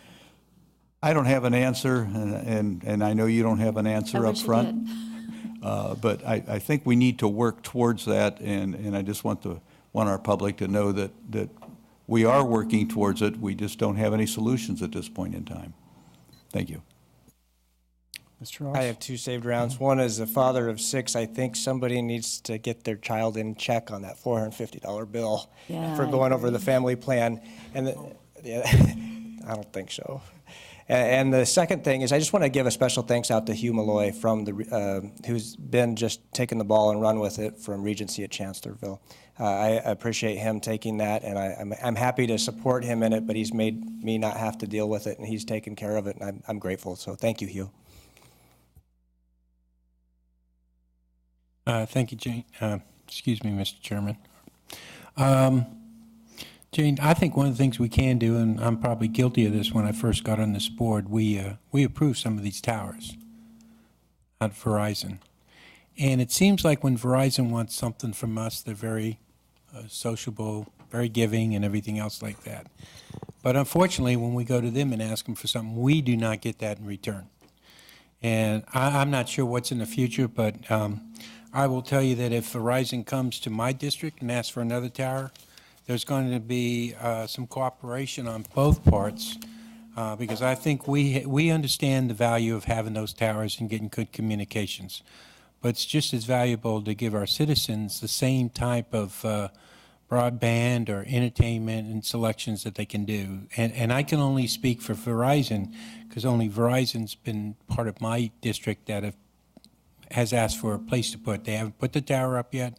But I think that's something this board, and I will mention to all the supervisors here, to take a second look is when Verizon approaches you and say, we'd like to put a tower, because I will tell you, you do have citizens out there that are going to fight it because the visibility from their house or something like this. We've had this before in different areas. But I would say this board would be smart in saying, well, you know, we can approve it, but we need something. We need your cooperation because, to be honest with you, and I can only speak for Verizon, once they got you, the customer service is absolutely terrible, and I can prove it. So they're worried that the wireless and then the FiOS division, two separate companies there. They are two separate entities. Yes, exactly. But you know that's like saying U.S. Air and then U.S. Air. Express. You know, the problem is they both have Verizons on their name, and most people don't understand that there are two entities. But, you know, if one entity wants something from us, then they should assist us with the other entity before we give them the approval and stuff of this nature, because it's just not for us to give them what they want and then turn around and say no to us if we need something. So my suggestion to these board members, if you do have one in your district that comes up to you, I think we should take advantage and use it to our advantage and not doing anything unfair, okay, or illegal. Just, you know, it's good to help each other out. And just so you know, we've already laid that foundation. About a month and a half ago, I went to and met with the Verizon wireless team. And of course, they're very willing at this point to work with us on that. We just don't have any good solutions at this point. We're trying to work out a plan where we begin to offer them some things in return for them bringing service into other areas of the county.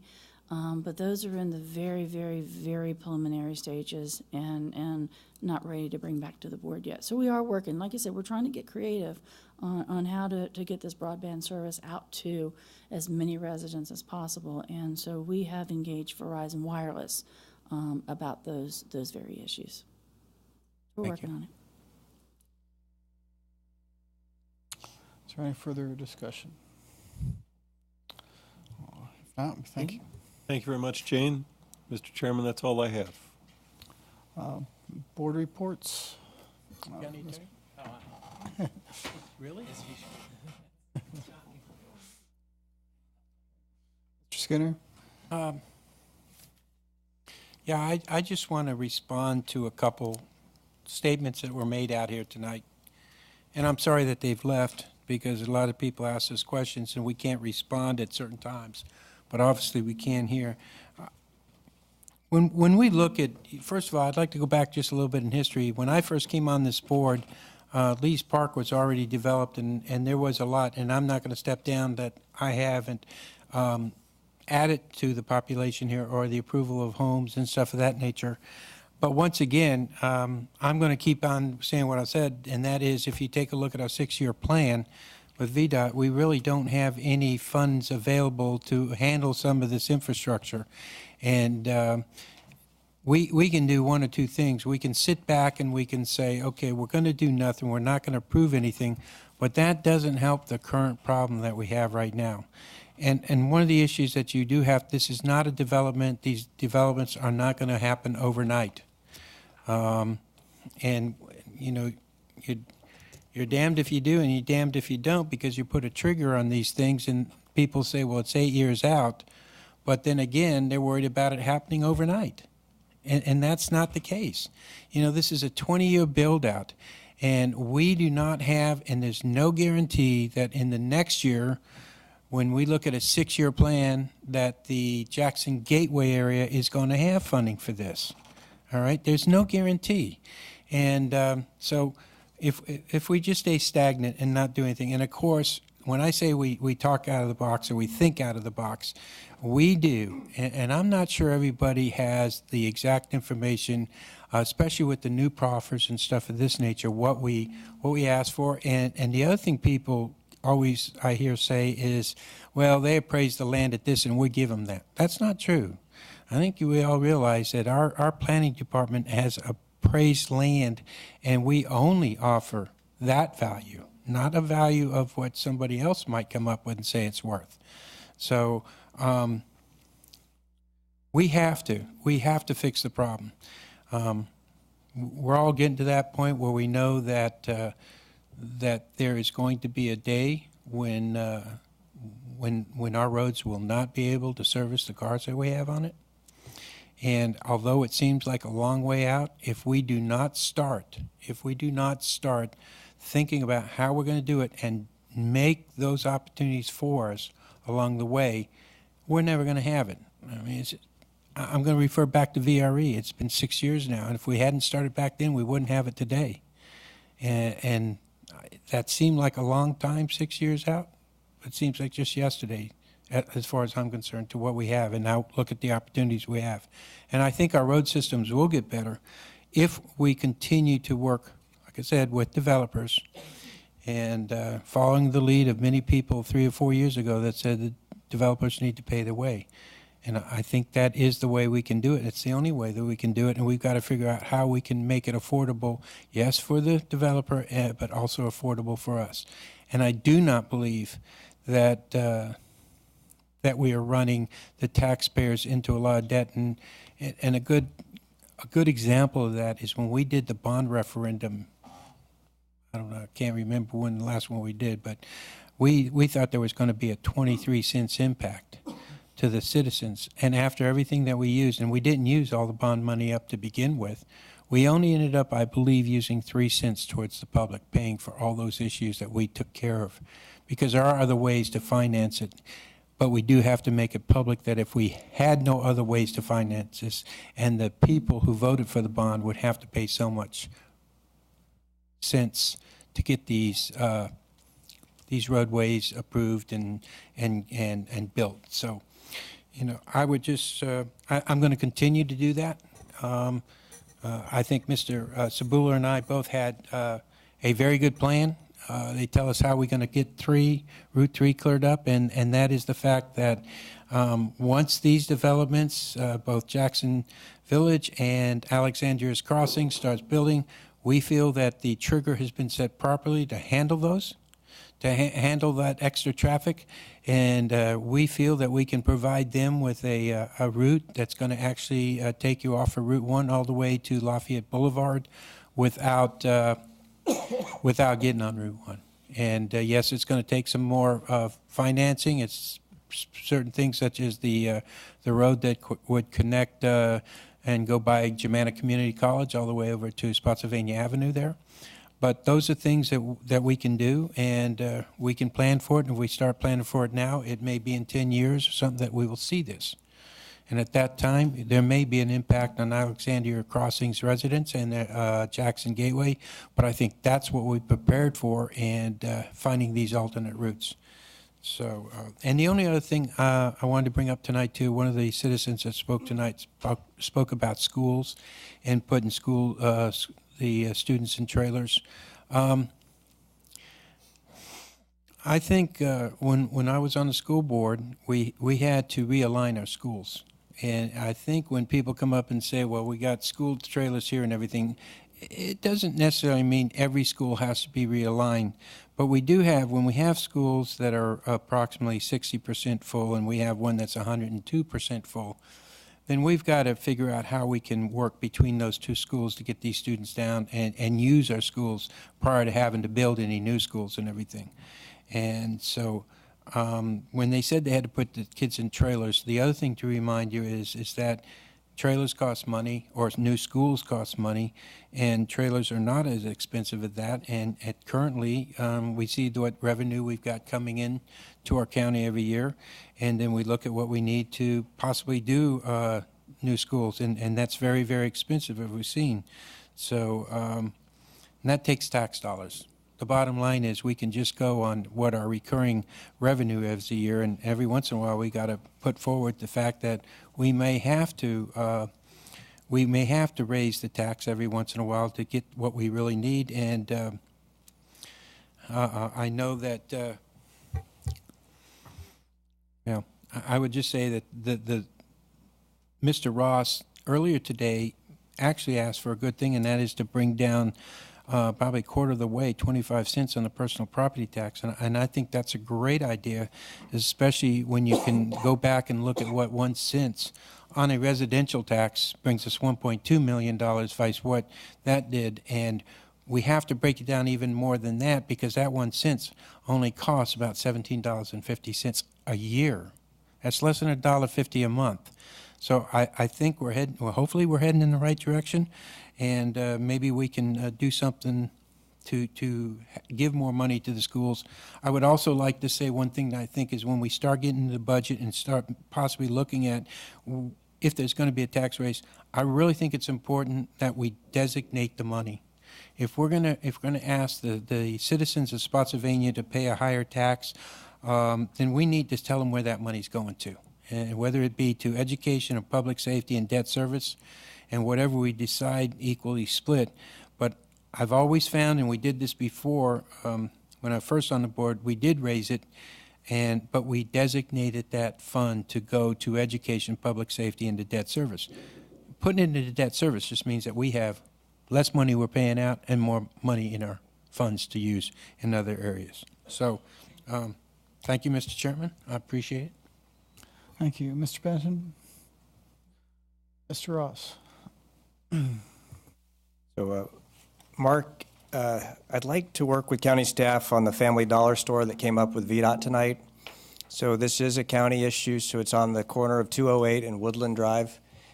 And there's two exits or entrance. There's actually two entrances and exits on Woodland. There's one on 208.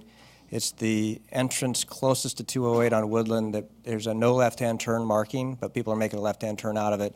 It's very dangerous because it's very close to the intersection and cars are coming in.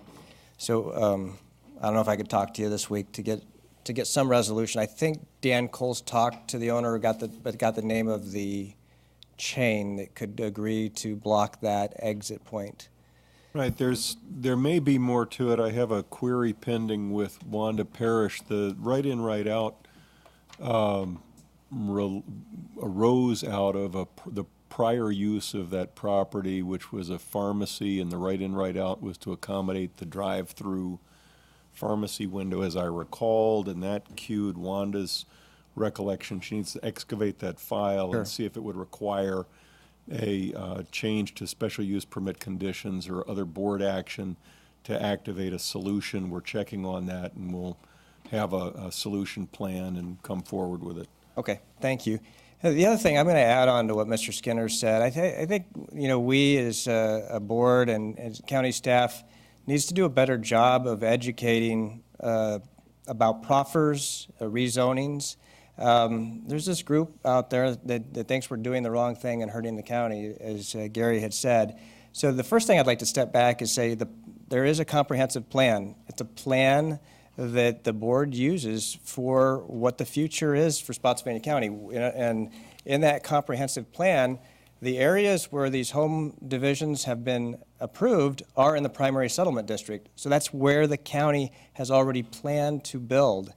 In essence, when that comprehensive plan comes out, maybe we should just rezone everything to residential or mixed use because it's already in the plan to do so. But by allowing developers to come to us, we actually get the benefit of a proffer, which is voluntary. Right? There's nothing that says a developer has to pay. And I do know some facts. Some guys talked about facts tonight. The growth that we've seen in Spotsylvania County since 2009, well, actually we decreased and have come back up, but it's less than 1% per year, hovering at 1%. So the frustration we might feel with I-95 and the hot lanes, which actually slow any commuters' commute down, I think sometimes that gets translated to local traffic and also to think that we've grown locally more than we may have. At least it's my perception. I commute every day, and sometimes I think, God, this traffic just blows. Now, there are things, I think the governor has said he's going to fix the hot lanes and take it further south than 143 that will help I-95. But going back to Route 3 is not perfect, but in 2015, with our widening project and the synchronization of the lights, it's better than it was in 2011. It's not ideal, and if there's a wreck on Route 3, it still implodes, but it's better than it was in 2011 by significantly. So the other thing is our schools, we've been told by the school board, and anytime that we meet with the school board, that we will not need another school for 10 more years. Our student population went down by 139 students this year from last, unless things have changed since I last checked on it. And over the past 4 years, even though these developments have been passed, and Mark, I got this number from you, only 4 years, 1,565 permits for apartments, homes, and I think in that case, one apartment would count as one of these 1,565 permits, have been issued. So we're not seeing a huge development. We still have areas that are by right or developed years ago, or approved years ago, that are still out there. I do believe proffers myself, and they are voluntary, but I don't think the developer's paying the proffers. It's the new homeowner that's going to pay that. In essence, a proffer is a tax. And again, it's voluntary. So to say that the board is losing money because we don't demand a proffer, which would be illegal, by the way, right, Jim? Yeah, shaking his head yes over there, is really a disservice to those. And I think we need to educate the people on that too.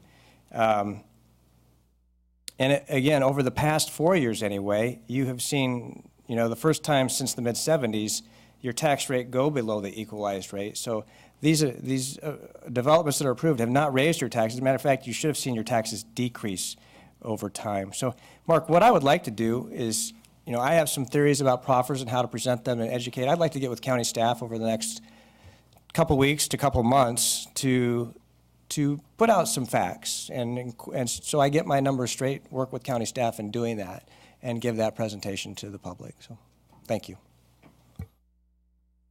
Mr. Sebula? Yes, I'd like to certainly add on to what Mr. Skinner said. Our public needs to understand that the development approvals of today are planning. These are planning for the development of tomorrow. And we need to make these plans today, or it's all going to go to hell in a handbasket by tomorrow. We've made some good plans, and I want to continue to do that. And to say that transportation funding for this or for that wasn't there, well, transportation's included in a total proffer package on development. It isn't necessarily singled out. It can be, but it's not necessarily singled out. And I do want to comment on the bridge over 95.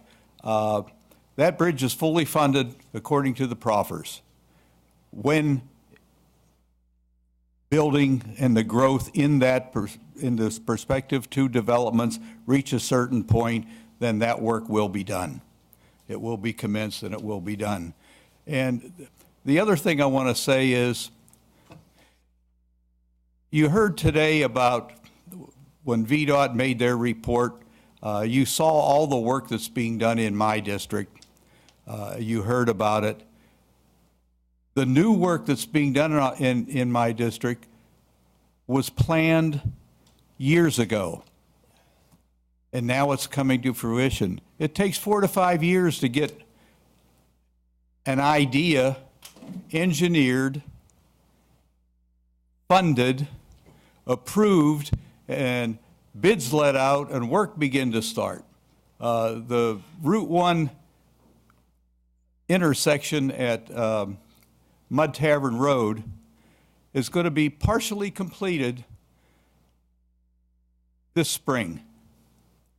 It's going to be a great improvement, but that didn't happen overnight. It happened a long time ago, and now it's becoming complete. And having said all of those things, I want to make it a little announcement tonight. Tomorrow night at the Roriton Building on Plank Road, VDOT is having a briefing on Route 3 transportation from Gordon Road West. And I encourage all of you that are concerned about transportation and about the traffic and what you're going to be stuck in, go there, listen, learn, participate, become a part of it. We can't do this on our own, but we can't do it with negative comments either. Thank you. Mr. Jakubowski. Yes, thank you. I'll be brief because I know we're all can't wait to get home and see the State of the Union. Talking about good planning, one of the things that we had done back in November, December, I do believe, is we asked for county staff to start moving on a thoroughfare amendment to take Spotsy Parkway from its current area where it stops and take it out to Gordon Road.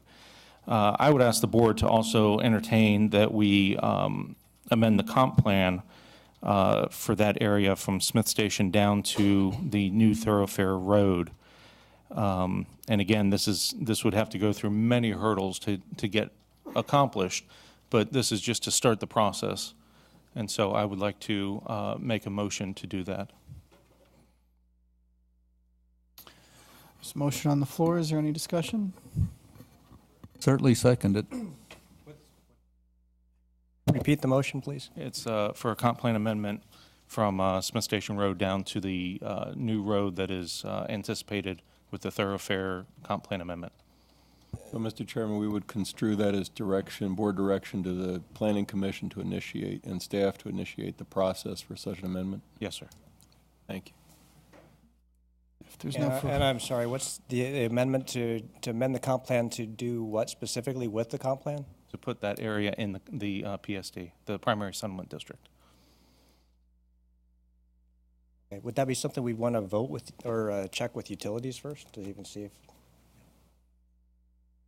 Well, the review of from not just utilities but various perspectives would be part of the process of considering the amendment. We can either initiate the process, or if the board is inclined to hear preliminary reporting on the matter, we can do that. It's your pleasure.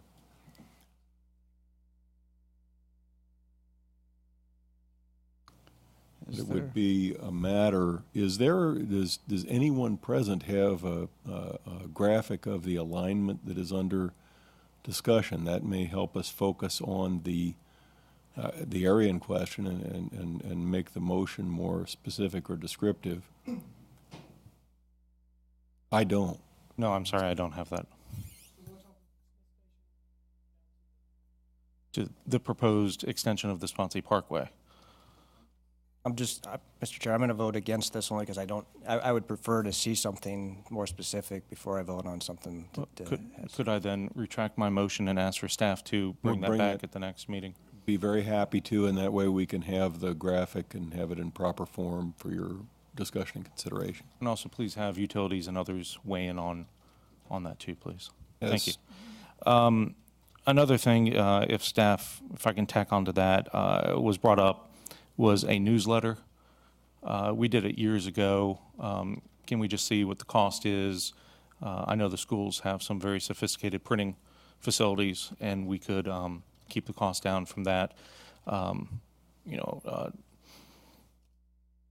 At the next meeting, that's fine. It's just an idea that was brought up, and don't want to drop it, and just see what we can do with it. I do have a question the constituent had brought up to me. Our VRE gas tax is a percentage based upon the wholesale price, and with the wholesale price and prices dropping, which is good for the consumer, but not necessarily ideal for the county since we have based projects upon a certain amount. If we can have an update on that at the next meeting, that would be great.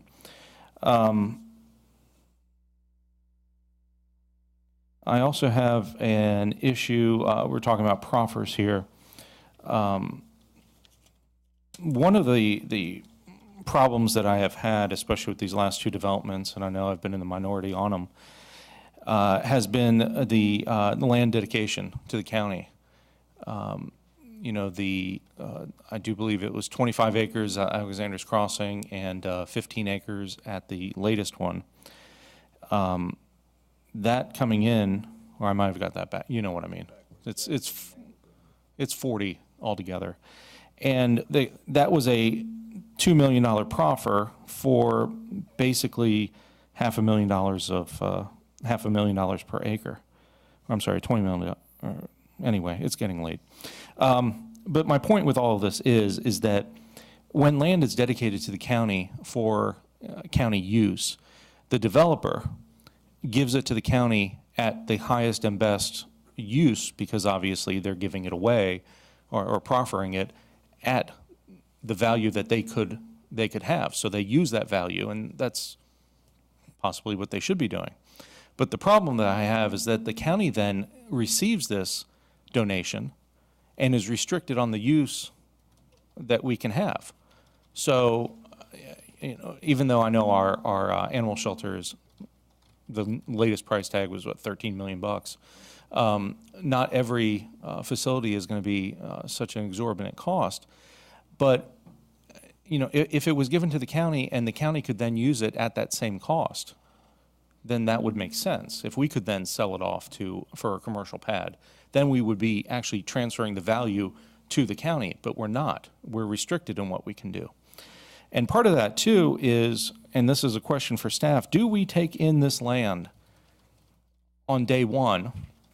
Because the highest and best use of that land is when that land is not only rezoned, but also has the infrastructure to support it.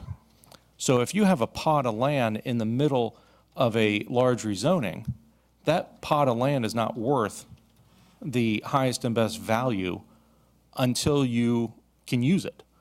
So is the county receiving that at that point? And if so, I would really like to see that if we take in land donations such as that we don't accept it so that they pay taxes on what they have now given to us with this great value. And we accept it when we can actually use it. Because if not, we are simply taking it off the tax rolls.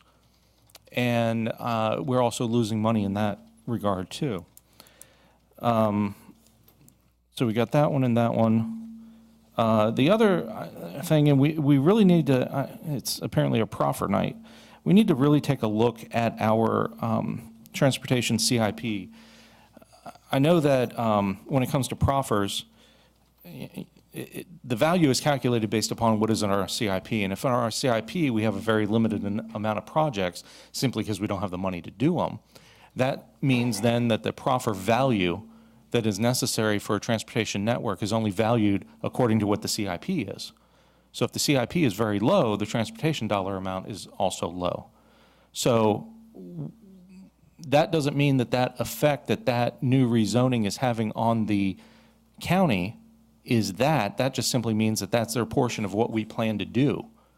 So we need to find a better way to reflect the actual cost, because if we only have 4 projects and they're widening Route 1 and 208 and adding the J ramp, we have about 14 others in mind and in our thoroughfare plan that we really need to make sure are part of this, because I think that that's not a good representation of what the transportation need is for the county. And then one last item is a while ago, there was a motion that came from this board to direct the EDA to sell their building at South Point. And since then, I know the EDA has been very vigilant and diligent in attempting to sell that building. I know I've spoken with other board members about what can we do with it. There's potential, there was potential for different ideas, but nothing came to fruition. The EDA had a agreement with a realtor that expired at the end of 2015. The offers that came in were not even close to what the value of the building is. We do have part of it rented out, and part of it is space that Lidl is going to be using as part of us wooing them to get here. So I would really like to make a motion to direct the EDA for the time being to focus on other issues and not the selling of the building as their number one priority.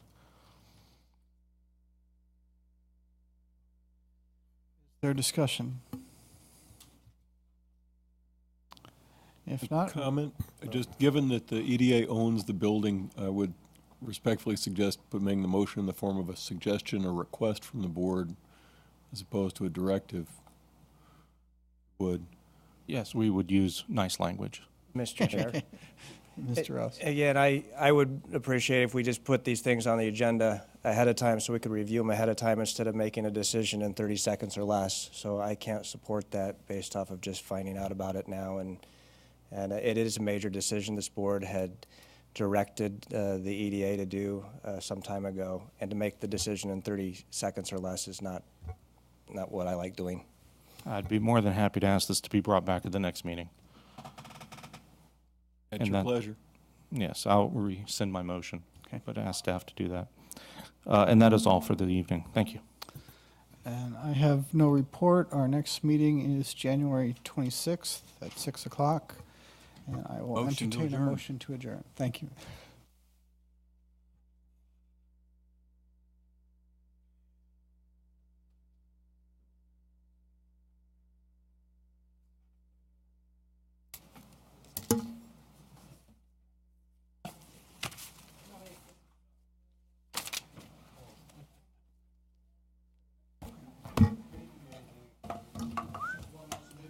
Motion passes 6-0.